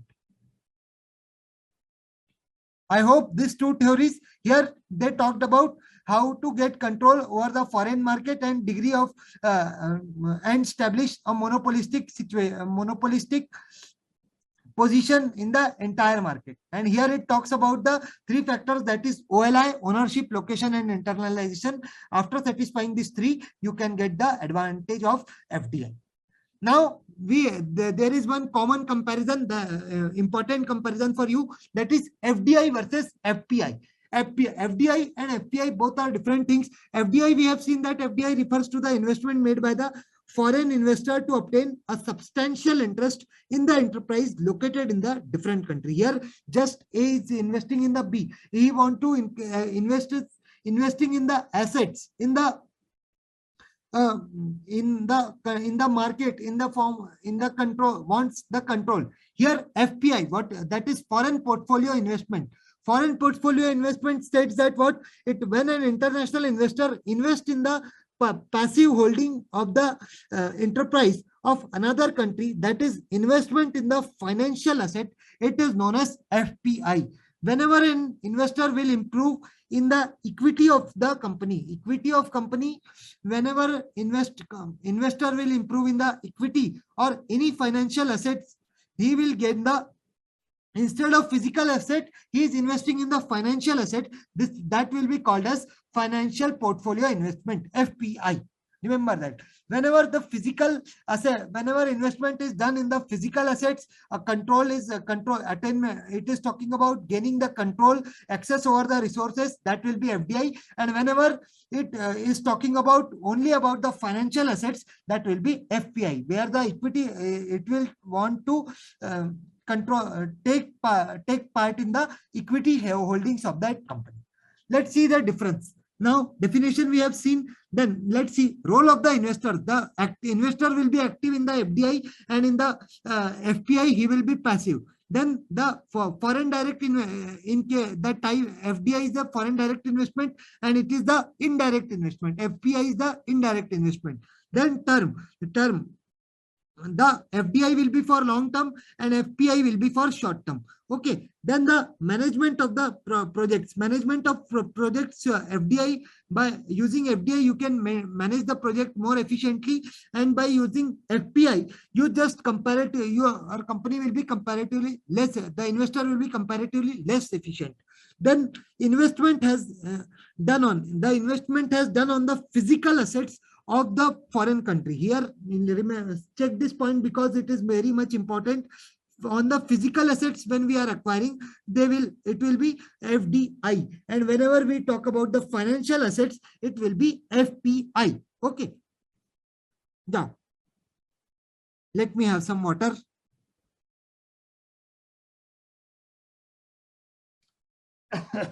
Let's have. Okay, then entry and exit. In case of FDI, the entry and exit is difficult, and in case of FPI, it is relative. FPI, you are just investing in the financial asset, so it is very easy. Then FDI leads to transfer of funds, technology, and other resources to the foreign country. You can transfer your technology, funds, and resources to the foreign country. And in case of FPI, only capital inflows to the foreign countries. There will be only flow of capital, means funds. Then risk is involved. Stable risk is involved in FDI, and volatile risk is involved. Volatile risk is involved in FPI. Why? Because if the company get liquidated, what you will do? Your whole money will be wasted. So FPI investment in FPI, the risk is volatile, but it is stable risk because you are owning the control. Let's see here, any separate points are there. So the control will be high in case of FDI and none will at the time in case of FPI. Then term horizon FDI will be for long term, and this will be for short term. We have seen is an entry difficult and easy. We have seen entry exit. We have seen. Then the form of investment. We have already discussed this. Then what will be impact of the FDI? Can increase the GDP, the gross domestic product of the foreign country can be increased by making the foreign direct investment. And the FPI, what will be impact of the foreign portfolio investment? That it will only increase the country's capital. Country's capital can be increased by the foreign portfolio investment. Then we have target. What FDI targets? FDI targets a specific company, and FPI targets the financial markets. FPI in case of in case of foreign portfolio investment, only the financial markets or financial assets will be targeted. And in case of FDI, a specific company will be targeted. Now, let's see what is balance of payment. The balance of payment is the statement that files all the transaction between the entities, government anatomies, or the individuals of one country to the another for a given period of time. What it simply means, जितनी भी transactions किसी और country के साथ अपनी country की किसी और दूसरी कंट्री के साथ जितनी भी ट्रांजैक्शन होगी, उसका रिकॉर्ड कौन रखेगा? The record will be kept by balance of payment. Okay. All the transaction details are mentioned in a statement given by the authority a clear vision of the flow of funds.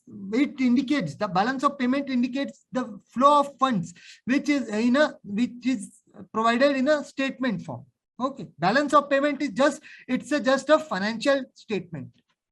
Let's see. Here is the clear view of a balance of payment. This is a specimen of balance of statement where you can get easily that there exist three accounts, that is current account, capital account, official financing account, or we also say official reserve account. So this is like a financial statement which is nowadays, earlier it used to be in L shape, in T shape, but now it is in vertical form. Okay. So here the exports plus imports, balance of trade, then we have credit, debit, we can get net visibles. All these things are there which are covered in the capital, in the balance of payment statement. Let's see one by one. What's the features of balance of payment? Balance of payment is a systematic record of all the economic transaction between one country and the rest of the world. If whatever the country transacts, do transaction with another country or all over the world, it will be recorded in the balance of payment. Point 2, it includes all the transaction visible as well as invisible. Remember that the balance of trade will record only the visible transactions, but the balance of payment will record both visible and invisible transaction. It is very much important. This type of question can be asked in the statement wise question. Remember this. Then it relates to the period of the time. Generally, it is an annual statement. General balance of payment is not for 2-3 years combined. This is not. It is prepared annually at as a like a financial statement or balance sheet. Okay.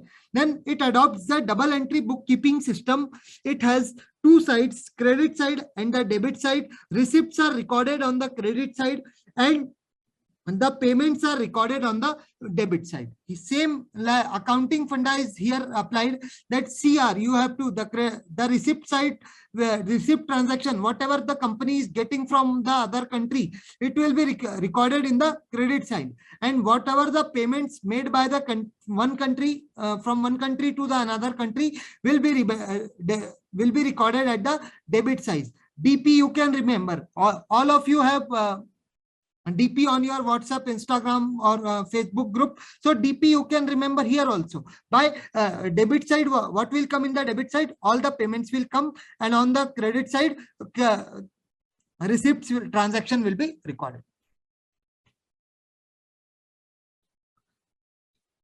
Now let's understand this chart will give you a clear understanding of what is balance of trade and what is balance of payment. Balance of trade. The balance of trade refers to the difference between the exports and imports of the visible item. In previous, in the main last slide, we have discussed that balance of trade will cover only the visible items. But here, in case of balance of payment, it refers to an accounting statement that is the that shows the economic transactions of resident with the rest of the world in each period in a particular year, how many times a country has transaction, of what amount the transaction has been done with another country. Everything will be recorded in a statement which will be called as balance of payment. Okay, then here are what are the components of balance of trade. The balance of trade only includes the visible items, but the balance of payment includes the visible item, invisible item, unilateral transfers, and capital transfers. All these things will be included in the balance of payment. Sometimes NTA asks the question that which of the following are part of balance of trade, or which of the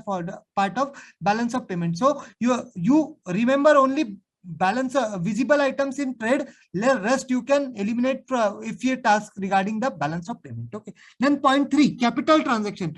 Balance of trade does not record any capital transaction, but balance of payment includes the capital transaction. Okay, then scope. Balance of payment is just dealing with the import and export of visible items, so its scope will be obviously narrow. But the balance of payment is comprehensive in nature, so it is scope is wider. Okay, then the settlement. The negative balance on the balance of trade can be set up by balance of payment account in the balance of payment account. Remember this, that in generally in syllogism we just a second, let me show you here.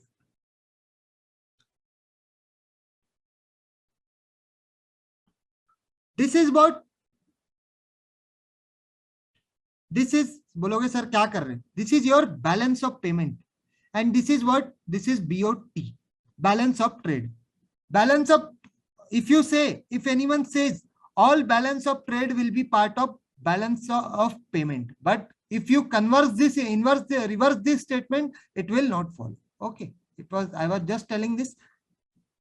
Then we were at the last point, that the settlement, the negative balance will be set on at the balance of BOP account. But in case of balance of payment, the negative balance in the BOP can never be set off against the positive balance of trade. Okay, if the BOT is negative, but BOP is if BOP gets negative, you can't settle it by using the BOT balance. Okay, I hope it's clear.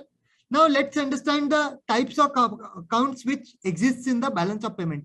In this slide, you had seen that three types of account exist, that current account, capital account, and official financing account. So let's understand one by one. The current account scans all the incoming and outgoing goods and services between the countries.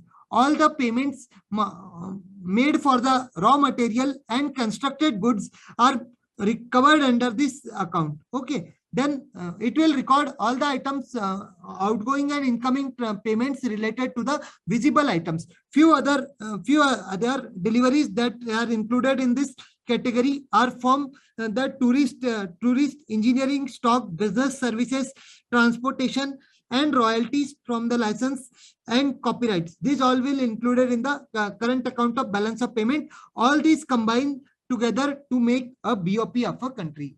All these transactions which are coming in the current account will contribute to make the balance of payment.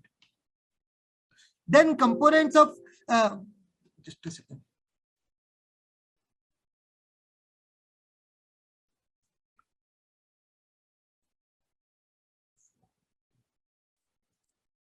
Let's see this diagram, that is components of current accounts. What are the components of current account? We will discuss that. Current account is includes three things, that is trade in goods, trade in services, and transfer payment. That in case of trade in goods, there will be three things, that export of goods and import of goods. In case of trade in services, there will be net factor income and net non-factor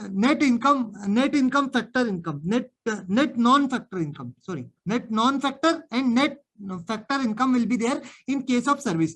This non-factor income again will be divided into shipping, banking, insurance, tourism, software services, etc. Because these are indirect incomes are being received, so this will be considered in the trade in services. Okay, then the transfer will consider of the gifts remittance and grants. This will be considered as unilateral transfer. We can call it as a beggar type transfer. Beggar things will come under the unilateral transfer.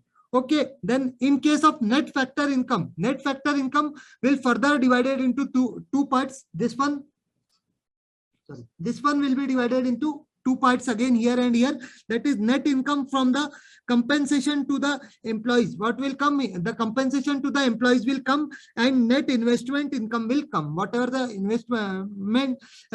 investment income you have done, net investment, the income which you are getting will be recorded in the net factor income. Okay, so let's see a quick let's revise quickly. Trade in goods में क्या आएगा? Export of goods, import of goods. Then trade in services में क्या आएगा? Net factor income and net non factor income. Net factor income में क्या आएगा? Net factor में आएगा अपना कंपेंसेशन जो एम्प्लॉय को देंगे, और जो इन्वेस्टमेंट से अपने को नेट इनकम मिलेगा वो यहाँ पे आएगा. ओके, उसके बाद जो नेट नॉन फैक्टर इनकम है, नॉन फैक्टर इनकम में क्या आएगी?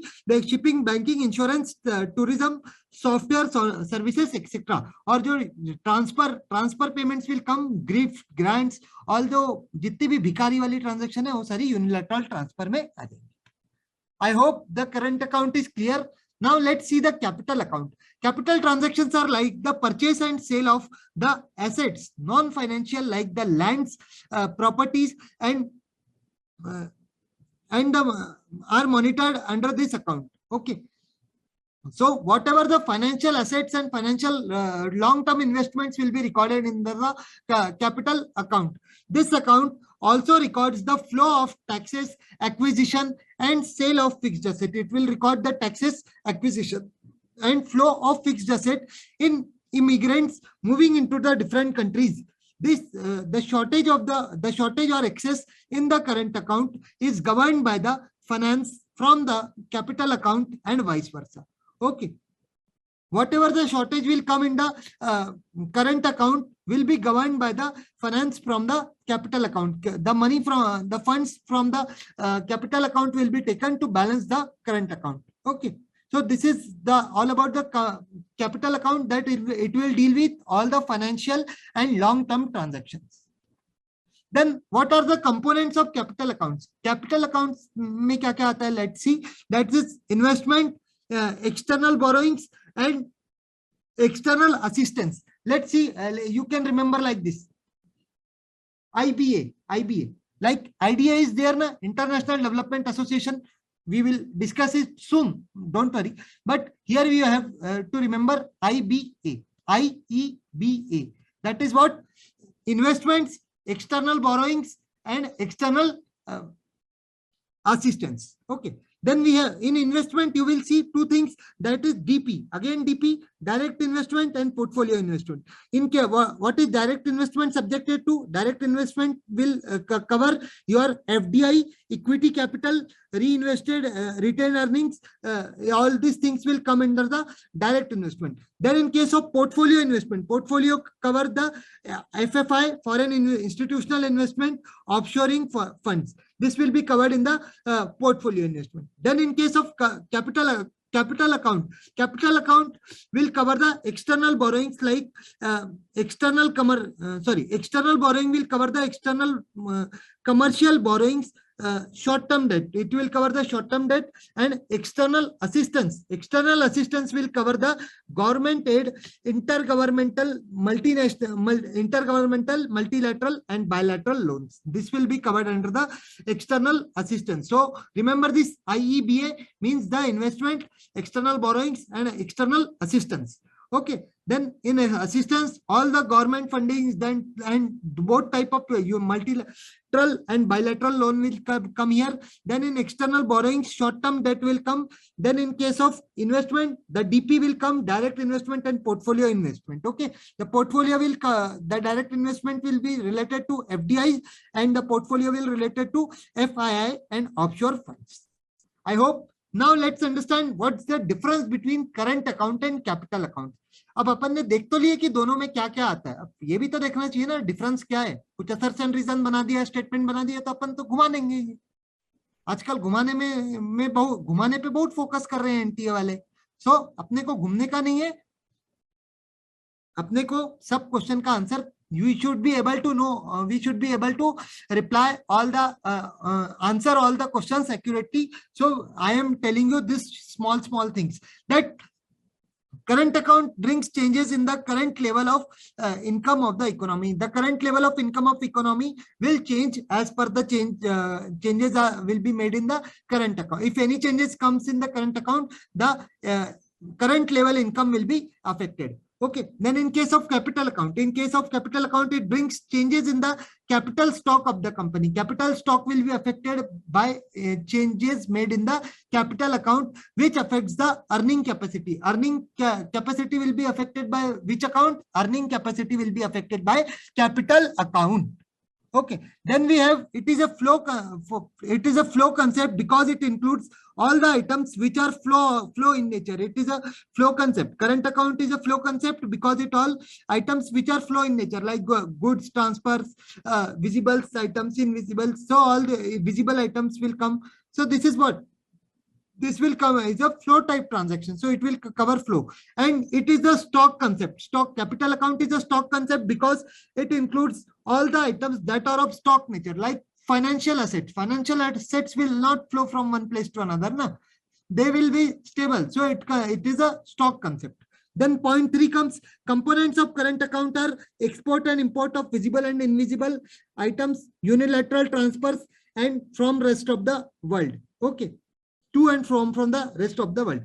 And the components of capital account will be investment to and from rest of the world, whatever the investment made to the world and from the world, and whatever the savings and lendings to and from the rest of the world, and foreign exchange reserve. Foreign exchange reserves will come in the current capital, will come under the capital account. Remember that if any time match the column type action option comes, question comes in exam, that capital account will be matched through foreign exchange reserves or any sort of long-term investment. Then what will be the flow type account? Flow type account will be the current account. And what will be the stock type account? Stock type account will be the capital account. Let's see the finance account. What is the finance account? The funds that flow to and from the other countries through investment, like real estate, foreign direct investment, business enterprises, etc. It is recorded in the finance account. These accounts are calculated in the foreign proprietor of the domestic assets and the domestic proprietor of the foreign assets. Suppose these accounts deals at quite to some extent at a personal level, that the domestic asset of a foreign investor will be proprietor will be recorded in his, and if a domestic proprietor has assets in the foreign country, he will record in his books. Okay, and analyzes it is acquiring or selling more assets like stock, gold, or equity, etc. So finance account is the very rarely used. Mostly the most important are these two, current account and capital account. Then comes the disequilibrium in the balance of payment. What is disequilibrium? Disequilibrium means when the equilibrium does not exist. When there is no equilibrium, no stability exists, we can call it as disequilibrium. That it is simply means that when the imports and the is not equal to exports. When both are equal, then when both these two are equal, exports and imports will be equal. It will be equilibrium position, equilibrium. But whenever this will not be equal, this will call disequilibrium.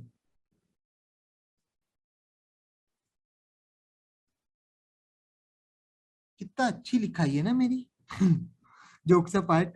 I hope I am. That's why shouting, because you might not understand my writing.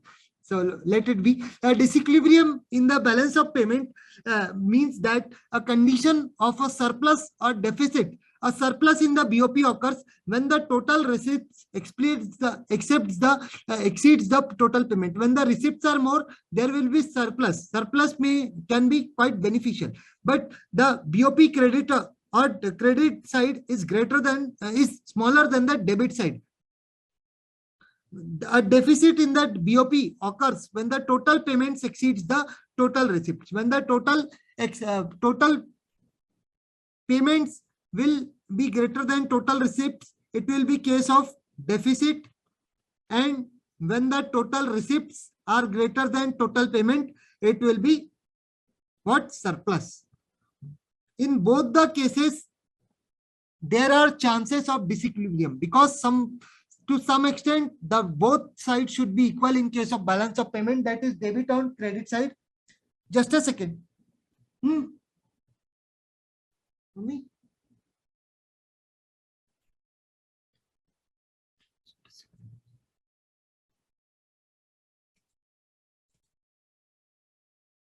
So I told you just when the deficit condition will be there and when will be the surplus condition. When the TP is greater than TR, means the payments are greater, deficit. And when the receipts are greater, then will be surplus. Then when receipts are greater, you can just say, remember this in another way, like you remember just RS and DP. Means deficit will be the payment, and when the payments are greater, and receipts, when the receipts are greater, there will be surplus. I hope this is clear. Now let's understand the causes behind the disequilibrium in balance of payment. What are the causes? These are very common things. This will not be asked in most elaborative way. Just you need to remember these causes. That unfavorable balance of trade. When the BOT is unfavorable, disequilibrium occurs. Then development programs. Sometimes there are development programs. At this time, company changes their plans. So this also cause disequilibrium. Then the high population growth. There is a countries like China, India, there is a population growth is very high. So here also the exports and imports may not be equal. So at that time, disequilibrium is chance to happen. Then demonstration effect. Demonstration effect is also when sometimes some things are not liked by people, and natural factors will, like natural calamities, or there is a scarcity of natural resources. At that time, disequilibrium occurs. Then inflation, when the costs are highly rising costs, at that time inflation occurs. Same time, disequilibrium will be high. And huge external borrowings. If a country borrows large amount of money from the another country, it will result in disequilibrium. And political conditions. If proper political conditions will not be stable, they may vary from country to country. If any country makes certain announcements, so it will affect the disequilibrium it will be cause of the disequilibrium in the balance of payment. I hope this is clear. Let's see the types of disequilibrium. Disequilibrium, there are total 5 types of disequilibrium in BOP. You just need to remember the keywords. Structural disequilibrium. When the structural changes take place in some sectors of the economy that affect the import-export of the trade of the country, resulting in the structural disequilibrium. When the structure, some changes will be placed in the structural changes will be placed in the economic sectors, they will result in the structural disequilibrium. Then the fundamental disequilibrium. This is the most dangerous one. Remember this. The fundamental disequilibrium is the most dangerous type of disequilibrium, because it occurs when the country suffers through disequilibrium in the BOP. Then according to the IMF, it will be called as fundamental disequilibrium. If IMF checks that the country is suffering disequilibrium from the longer time, it will be called as fundamental disequilibrium. Then the temporary disequilibrium. Temporary disequilibrium is the short-term factors account for the temporary disequilibrium in BOP. When there is for short-term factors like some small sources of production are scarce, or any issues are related to the import and export related formalities. So at that time there can be disequilibrium occur, but after resolving those issues, the conditions will be normal. So it will come back to the equilibrium position. So what it was for the temporary period, then that's why it is called as temporary disequilibrium. Then comes cyclical disequilibrium. Cyclical disequilibrium generally occurs due to changes in the phases of business cycle. You might have heard about the business cycle. There are 5 stages. The disequilibrium caused by the trade cycles, terms of trade, and growth of trades undergo a change as a result of trade cycles. It affects the BOP. It can be corrected by import-export adjustment. The BOP cyclic disequilibrium occurs due to the trade cycles, and it can be corrected by the export-import adjustment. Then last we have the secular disequilibrium. The secular disequilibrium occurs when a company, when an economy undergoes the intensive changes in the it causes a long-term disequilibrium in the BOP. When the secular long-term BOP caused through secular changes, this is called as a secular disequilibrium. Okay. Now let's see what type of measures can be taken to overcome the problem of BOP disequilibrium. So BOP measures to correct the BOP disequilibrium can be depreciation can be used, then currency devaluation can be used, then control on imports, export promotion. You can always remember that exports should be encouraged and imports should be discouraged. Then exchange controls will be there. Then production of imports and substitutes, production of imports, substitutes. Then monetary policy, capital import, monetary policy and capital import. These are all the measures to control the BOP disequilibrium. What you if the depreciation will be done, you can reduce the value and bring it to the actual position. But currency devaluation is also one of the measure can be used. Then import should be controlled. Excessive import should not be allowed. Proper export should be promoted for the from the both sides. It will help. And the control over exchange of currencies should be there.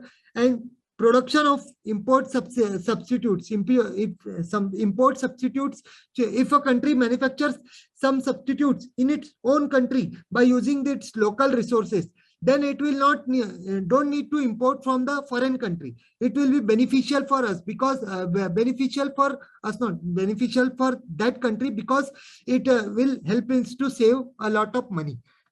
And then monetary policy of a country and capital import. All these were measures to control the disequilibrium. Let's understand one by one. Here, first of all, IMF, International Monetary Fund. It was created after the World War II in the Bretton Woods Conference in the year July 1944, in the Bretton Woods Conference, which took place at New Hampshire. Okay. Then the managing director of the IMF is Kristalina Georgieva. You can remember her by name of the movie, that is KGF. Okay, Kristalina Georgieva, female hai, nahi kya? MD, who is MD? MD is can be remembered by KGF, Kristalina Georgieva.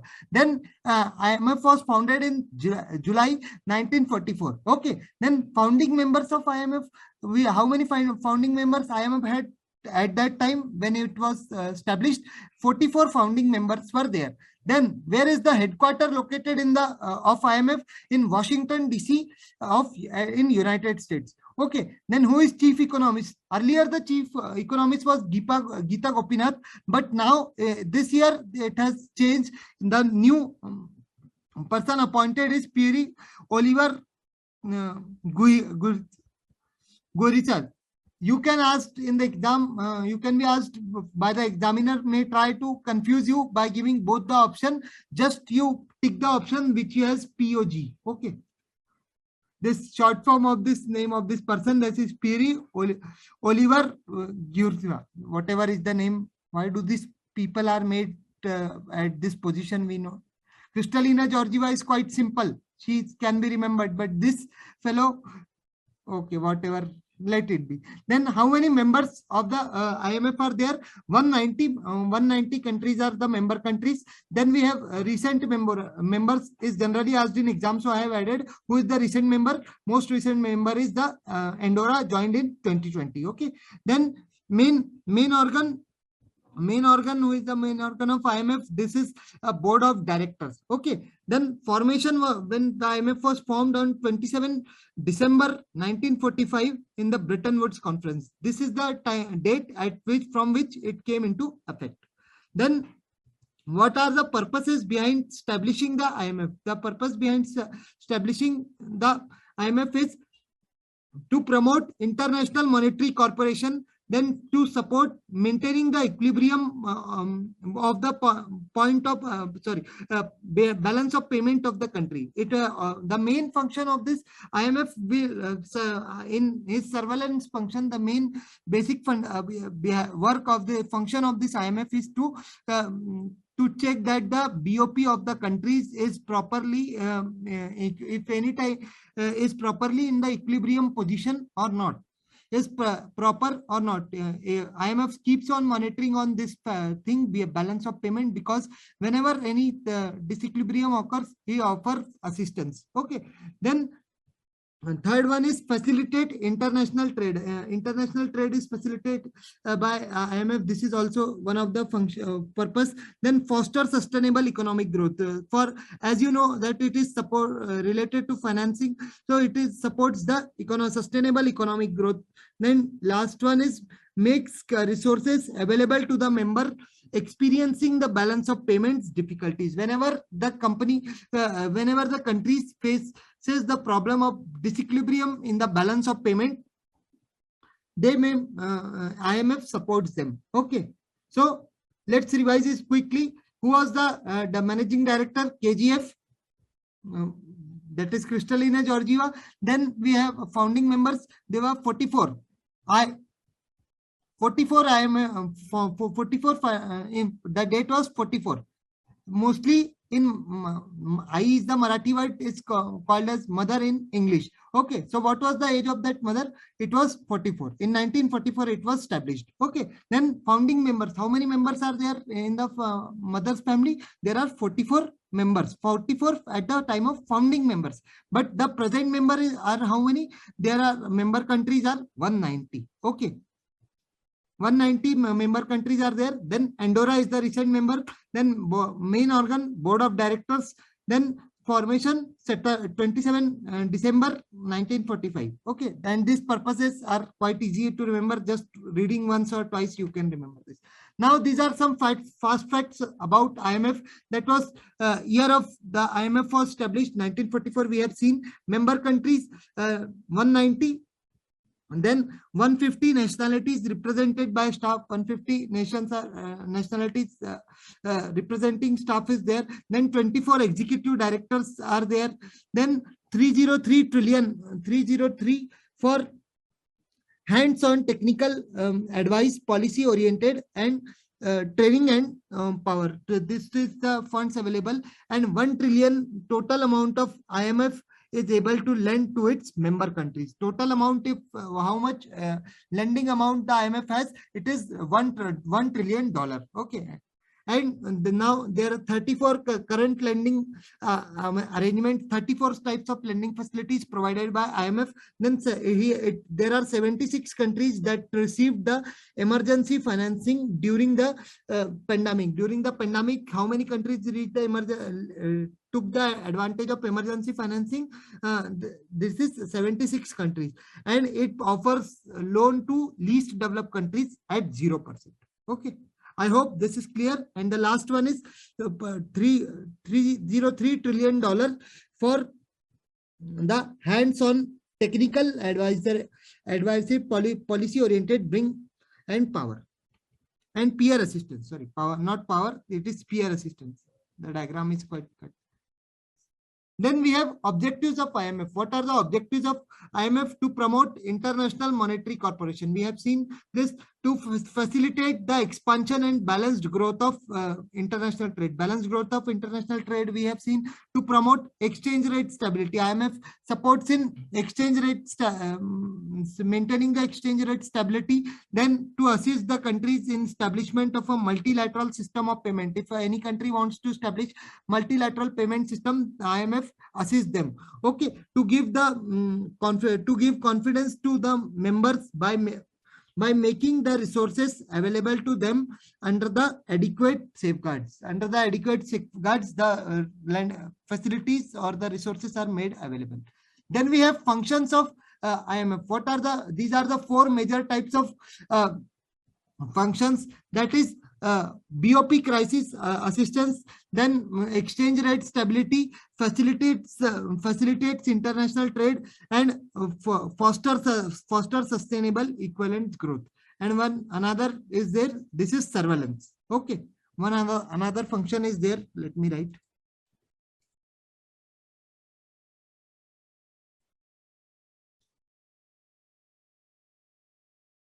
This is also one of the important function, that is surveillance. Then foster economic growth and development. Then facilitate international trade, exchange rate for facilities, exchange rate stability. Then BOP crisis assistance and foster sustainable economic growth. So you can remember it by, I am a mnemonic here, I am writing here, that is BOP crisis, B for BOP crisis, then E for exchange rate stability, then S for sustainable economic growth, and this facilitates international trade, IT. Okay, and this S is for surveillance. Okay, best IS, you can remember that. Sorry, BCTS you can remember. Okay, that is surveillance, balance of payment, maintaining exchange rate stability, sustainable international trade, and sustainable economic trade, and facilitate international trade. I hope this is quite easy to remember. Now, this was all about IMF. Now we are starting with the World Bank. The World Bank is also one of the important, same thing, but its functions are different. It has wider scope. IMF deals only with the monetary, but it deals with the overall development. Now let's see what are the facts regarding the World Bank. The World Bank is an international financial institution that provides the loans and grants to governments of the low and middle income countries for the purpose of pursuing capital projects. Yeah, this is taken, I have taken from the Wikipedia. Oh. Then the headquarters is Washington DC in United States, same as IMF. Then the president, who is the president here? The David Malpass is president. It was founded in July 1944 in the Bretton Woods Conference in New Hampshire, United States. Then motto is what? Working for motto. The motto of World Bank is working for world free of poverty. Then subsidiaries, International Financial Corporation and International Financial Corporation, IBRD, IDA, that is International Development Association, MEGA, and what is ICSID? ICSID, that is International Center for Settling in the Investment Disputes. Then we have parent organization, United Nations. The parent organization of World Bank is United Nations, and founders are the John Maynard Keynes and Harry Dexter White. Okay, this will not be asked. You have to remember the name of David Malpass. Okay. You can remember WBM, means WDM, which is World Bank, or BDM, just Bank David Malpass. World Bank David Malpass. Okay, the year was same as many things are similar. Then now you have to remember this 5 groups name, because once it has just happened, who is not part of World Bank, such a type of simple question was asked from NTA. So there are total 5 members, that is IFC, then ICSID, MEGA, IBRD, and the IDA. Okay. Now this is some another thing I have brought for you. You can take directly the screenshots, because yes, here you need to remember these points which I am ticking, that IMF and IBRD are the outcomes of Bretton Woods twins. Then it provides loans for the least long-term capital investment. Okay. Then it was founded on 1st July 1944 as a result of Bretton Woods Conference. Okay. Generally, the World Bank was constructed after the Second World War to assist in the reconstruction and development. Then we have what are the objectives of IMF? The first one is reconstruction and development. Second one is encouragement to capital investment and foreign trade. Then the third is establishing the peace rate economy. Fourth one is environmental protection. Then we have members. How many members we have? We have 189. In case of IMF, there are 189 members. 190 members, and in case of World Bank, there are only 190 members. Then headquarter is in same Washington DC. Then the two prime goals of IMF is what? First one is to end extreme poverty by 2030, and the second one is to bring 40% people out from shared prosperity.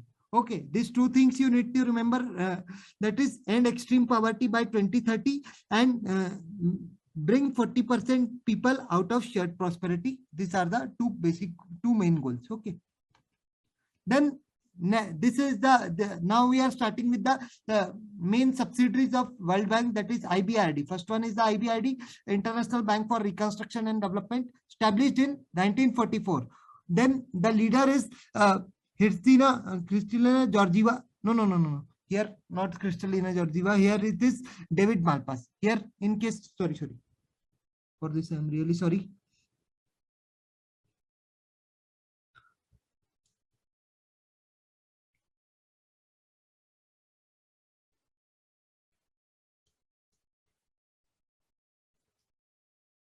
Here,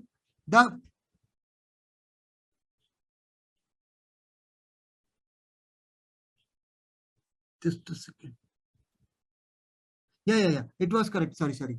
I was confused because I thought that the name of the president is not mentioned. So the leader is Kristalina Georgieva, same as IMF. Headquarters same as World Bank, Washington DC, and the president is David Malpass. Okay. Then it's the leading arm of World Bank. Then the members are 189 countries are member of IBRD, and this is world largest development bank. Which is the world largest development bank? Not World Bank. This is IBRD. Okay. Only IMF members. This is the condition. This is the prior condition which a country has to fulfill. If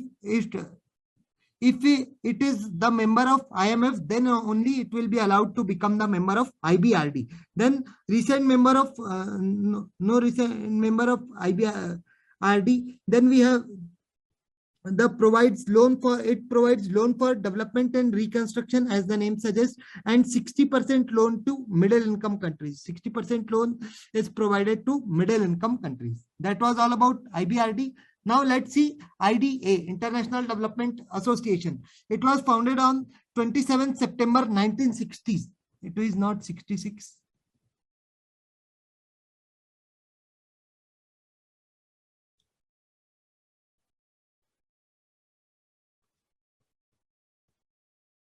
September 1960, it was on 27 September 1960 it was founded. It is also known as soft loan window, because why? It gives loan to least developed country at 0% interest rate. Now members are quite different. There are only 174 members. Then it provides loan to least developed countries at 0% interest rate. Then CEO is same as IBRD. So the CEO is same as IBRD. Then it's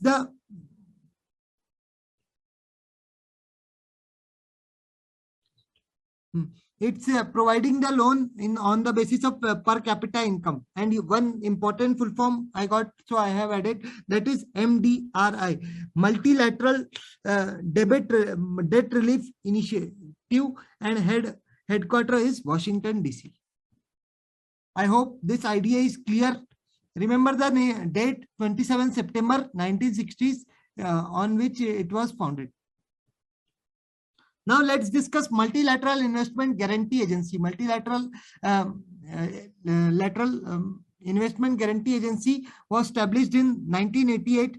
उसके बाद India joined it in 1994.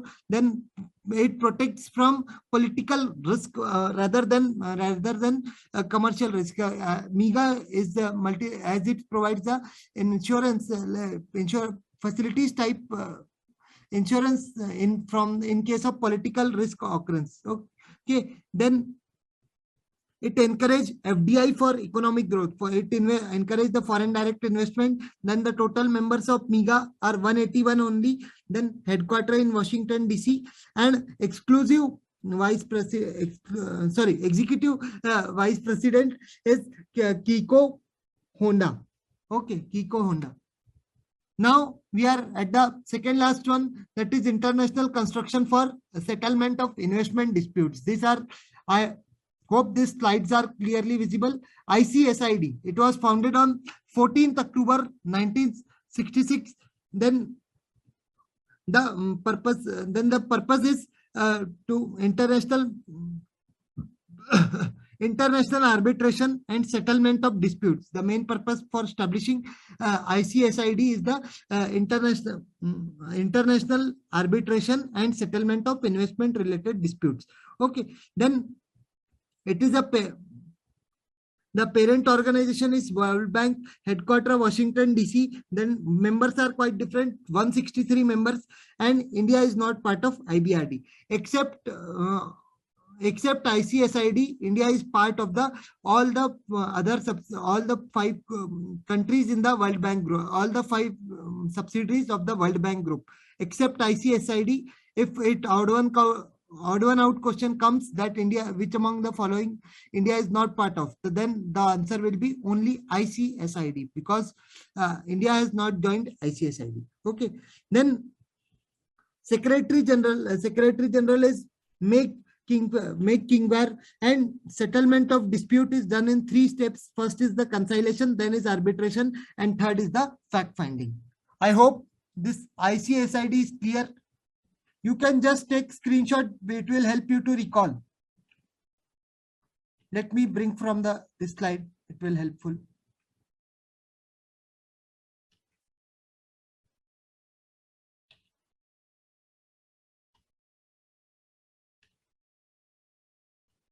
Now we are discussing the last one, that is International Finance Corporation, IFC. IFC was established in 1956. India is the founding member of IFC. Then the total members in IFC are 186 members. Then it grants loan to private sector. The basic motive of establishing IFC is to grant loan to private sectors. Okay, it promotes growth of private sectors, and the headquarters is at Washington DC. Okay, I hope this World Bank group is complete. Now there are some similarities between World Bank and IMF. So what are the similarities? That owned and directed by the governments of member nation. Okay, then almost every country on earth is a member of almost, it is mentioned, so all countries are not member of both the institutions, because as you see that as you have seen that IMF has 190 members and World Bank has only 189 members. Then both concern themselves with the economic issues. Then we have both focuses on broadening and strengthening the economic of their member nations. Then hold joint annual meetings. Then headquarter Washington DC, and shared joint task forces sessions and research efforts. So that's all about the IMF and World Bank. I hope these both are clear. Now we are starting with the World Trade Organization, WTO, one of the most important topic. What is the WTO? Is only the global international organization dealing with the rules of trade between the nations. At its heart as the WTO agreements negotiated and signed by bulk of world leading nations and ratified in their ratified in their parliaments. The goal is to help the producers of the goods and services in exports and imports and the conduct of their business. Basically, the WTO is mainly provides assistance in case of trade, in case of any issues which are associated with trades, like trade barriers, or the rules in some nations are very strict. So in this case, WTO assists in to resolve them. Then the headquarter is Geneva, Switzerland. Then it was established on 1st January 1945. Then created in the earlier round negotiations 1986 to 1994. Then the membership, 164 members are representing 98% of world trade. Then the budget, 197 Swiss francs for 2020. Then the secretary staff is 624, and the head. Earlier it was the director general was what is the name? Sorry, Robert Azevedo was earlier, but now it has changed that Ngozi Okonjo-Iweala. NOL, you can remember.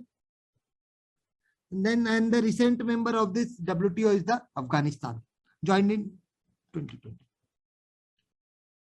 So let's see the structure of WTO. First comes the ministerial conference, then is the highest decision-making body in the WTO. Then whatever decisions, then we have under the ministerial conference, there is a general council which deals with, which has two bodies, that is dispute settlement body and trade policy review bodies, which deals with trade policy review body checks the trade policies. Then and a dispute settlement body performs the task of dispute settlement. Okay, then under the general council there are three basic sectors, like good council, intellectual property council, and service council. IPS you can remember.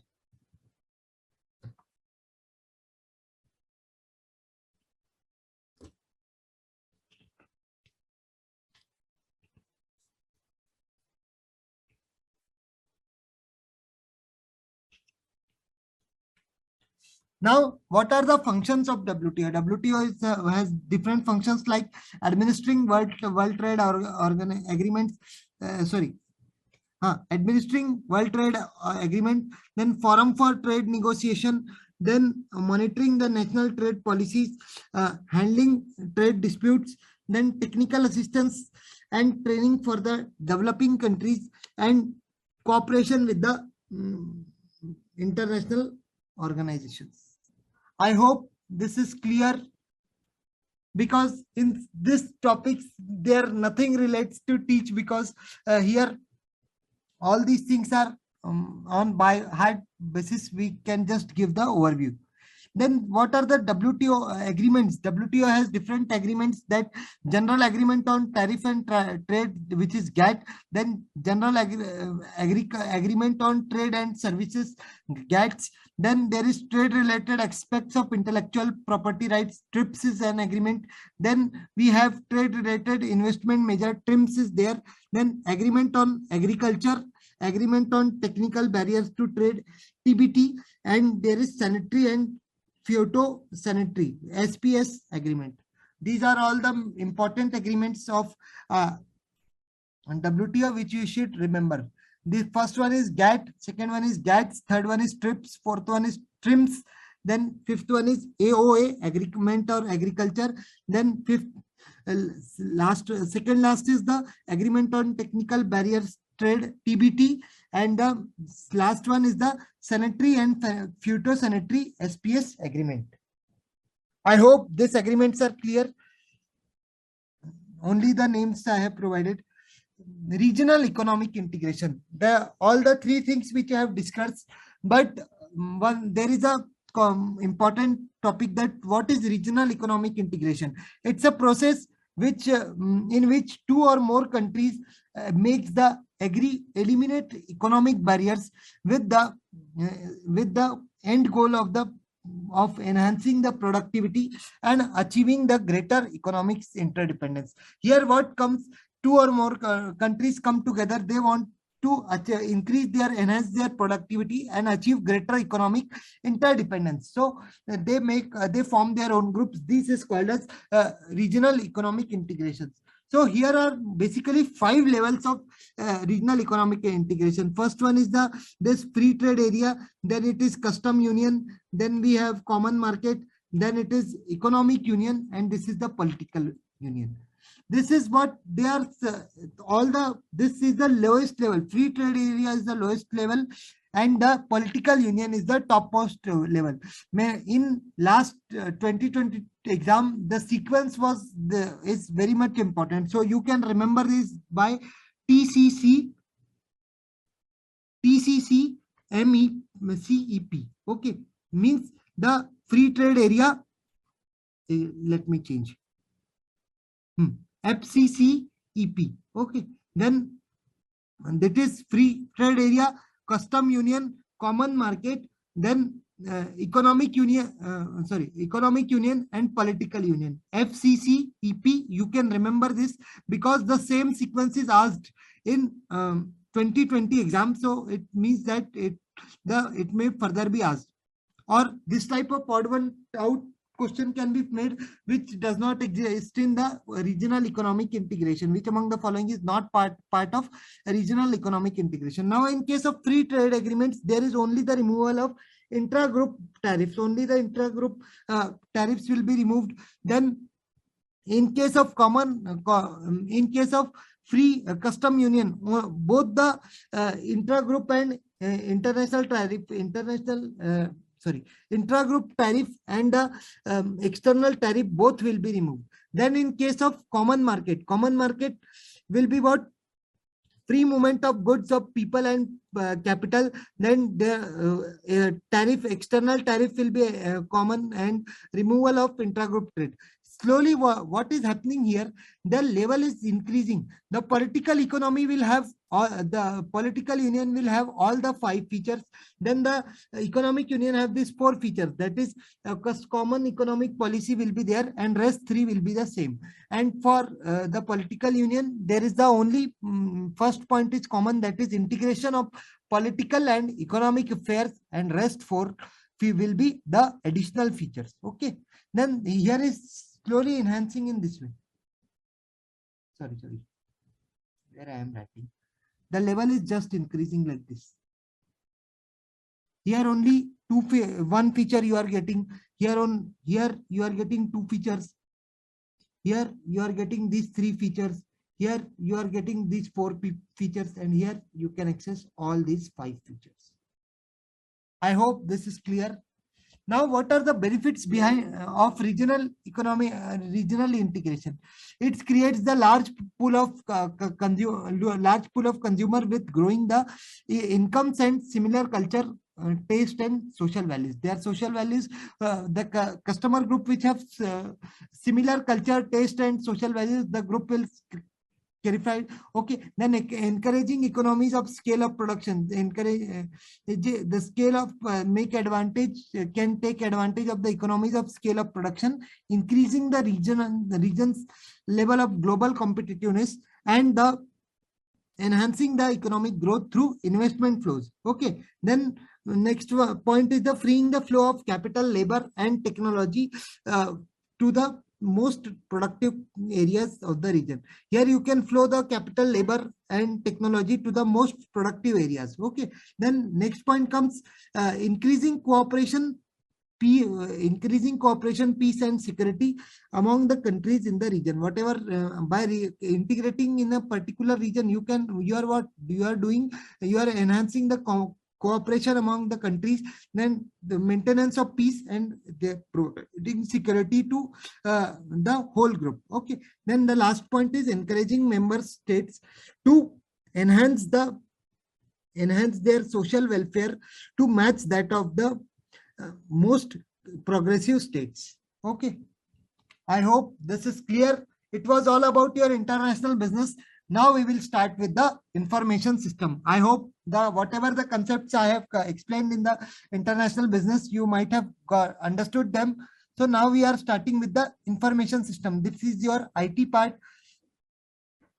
sometimes no question comes, or sometimes only one question is asked from this information system. So we will not go in a depth. We are going to study the important information type system from where the questions are asked. Information system basically deals with the combination of people, software, communication devices, networks, and data resources that process can be storing, retaining, storing, retrieving, transforming information. Information system basically means it is a combination of software, hardware, devices, and people, which deals with what storing of information, retrieving of information, transforming the information, data and information for specific purpose. For a purpose, specific purpose, all these things will be like the retrieval, transformation, store.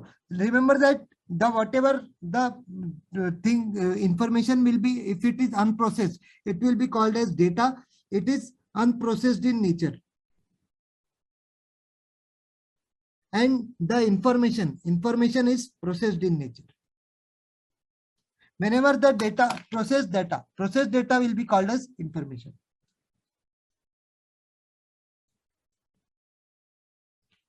Let's see what is executive support system, EIC, executive information system. It is also called as executive information system. It is a type of management information system intended to facilitate the support, facilitate and support the information and decision making needs for senior executives, providing the access to both the internal and external information relevant to the meeting of the strategic goals of the organization. Okay, then what is EIS talking about? It is just as a part of management information system. It is just facilitates and supports the information. This information is being used by the senior executives while making their own decisions, both in external and information. This system makes them available with the both internal and external information which meet their strategic goals of the organization. It is commonly considered as a specialized form of decision support system. ESS is the specialized form of support, DSS. Okay, decision support system. Next we have decision support system. Decision support system, DSS, is specifically designed to help the management to make the decisions in situations where the uncertainty about the possible outcomes of those decisions. DSS generally comprise the tools and techniques to help the gather relevant information and analyze the options and alternatives. Here, what DSS means, it provides, it is giving about the possible outcomes in case of uncertainty. And whenever there is an uncertain situation, it helps in the management in making the decision and helps them to ascertain, estimate what can be the possible outcomes. Okay, it compromises by using certain tools and techniques. Here, the relevant information is gathered, it is analyzed, the options are and alternatives are evaluated, and DSS often involves use of complex spreadsheets and databases to create the what-if model. What-if model, remember this point, what-if model is created in the decision support system. Next, see the management information system. All of you might have idea about this MIF. MIS is a use of information technology, people, and business processes to record, store, and process the data to produce information. Here, all types of data regarding the people, technology, and business is recorded to make the provide information in which helps in the decision makers can make the day-to-day decisions. Here, the specialized decision were taken in case of MIS, but in case of DSS, but here the day-to-day decisions are taken by using the MIS system. Okay, the full form of MIS is management information system. Everyone knows. Then the purpose of MIS to extract the data from the varied sources and derive insights of that drive business growth. Okay, to derive business growth. Here, different sources from where the MIS should, the purpose of MIS to extract the data, which helps in the business growth. Next, we have TPS, that is transaction processing system. Transaction processing system. This type of information system is used to record the day-to-day transaction. As the name suggests, it is helpful for recording the transaction of a business. An example of TPS means the transaction processing system is the point of sale, POS system. A POS system is the used to record the daily sales. Whatever the daily sales are happening in the business, a business is whatever the daily sales are occurring are recorded in the POS system, which is a part of TPS, that is transaction processing system. Then we have knowledge management system, KMS. Knowledge management system is a tool used by the companies to help the organization to organize documentation, frequently asked question, and other information into easily accessible formats for both the internal and external customers. Here, what is done in this KMS, which means knowledge management system, here the proper documentation and the frequently asked question and the information is arranged in a most accessible way for the both internal and external customer. Using knowledge management system can help to keep the documentation up to date, assist the customer in finding their own answers, and manage knowledge by uses knowledge access and permissions across the user groups. Okay, here what they are providing. Suppose if you have you seen the Amazon sites, here whenever you select a particular product to get the review, there are option of questions and answers, FAQs are there. That is whatever, how much it's how much time it will work, how much time it can be used, it is either durable or not, how long it is durable. Such type of common questions are there. So these are maintained by what? This is maintained by KMS. Okay, it's a tool that valuable to both small businesses and the just starting business. Who are it is beneficial to all the sort of business, either it is global enterprise, either it is just a small scale business, or it is just a startup. All it is because we need to distribute the information to a wide variety of audience. We have to distribute the knowledge to wide variety of audience. So it is it is used in all the it can be used for all sort of business. Next, these were all the important information system I have discussed. Now we are discussing on the important terminology mentioned in the syllabus, that is data warehousing and data mining. Data warehousing is what? Data warehouses is a storage area for processed and integrated data across the different sources, which will help both the operational data and external data. Here, what is data warehouse? As the you know that generally warehouses are there to just the purpose, basic purpose is what? Storage. So here data warehousing is doing what? Here it is storing the processed and integrated data, whatever the processed and integrated data across different sources. From wherever the processed data is coming, it is storing in both way in such a way that the operational data and external data, both type of data are stored. Okay, then data warehouse offers the organization an ability to gather and store. It offers the ability to gather and store the entire information in a single conceptual enterprise repository. All the single conceptual enterprise repository, all types of data is stored. Okay, then it allows the users to extract the required data from the business analysis for the business analysis and strategic decision making. Whenever the company has to make any strategic decision, or whenever have to perform the business analysis task, they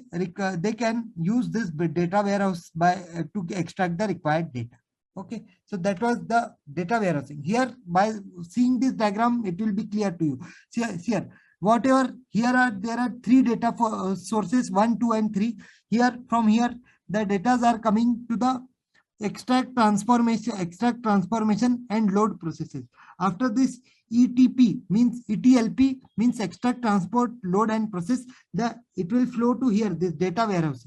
And whenever it is required, it will be used by visualization. It will be used by reporting, and it will be used for business intelligence. So this was all about data warehousing. Now we are going to discuss the data mining, the process of extracting the information to identify the patterns, trends, and use data that would allow the business to make to take the data driven decisions from the huge sets of data is called as data mining.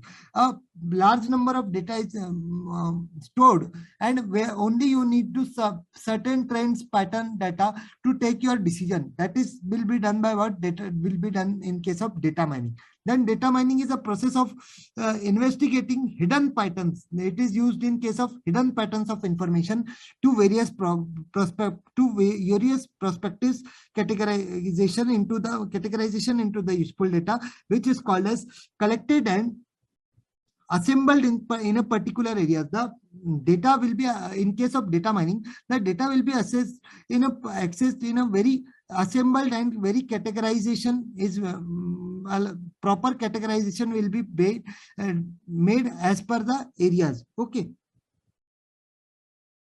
Then third point comes that data mining is an act of automatically searching for the large stores of information. Here automation, a feature of automatically searching is there, that it search for the large store of information to find the trends and patterns that go beyond the simple analysis. Here the simple analysis will not be there. Here will be a complex one. Okay. Then the data mining uses the complex mathematical algorithms. Complex mathematical algorithms will be used for the data segments to evaluate the probability of the future events. Okay. Data mining is also called as knowledge discovery of the data. Of knowledge discovery, KDD. Sorry, KDD. You can, KD Pathak was there in Aapki Adalat. You might have seen on Sony channel. So here data mining is also known as KDD, means the knowledge discovery of data. I hope this is clear. Here is the diagram of the data mining, that here extract information is there in these two drums, and there the data is being processed. Okay. Here the important data will be accessed by using mathematical algorithm. So this was all about the IB and IT. I hope you enjoyed the course, the unit, and understood all the concepts related to the IB, information technology and international business.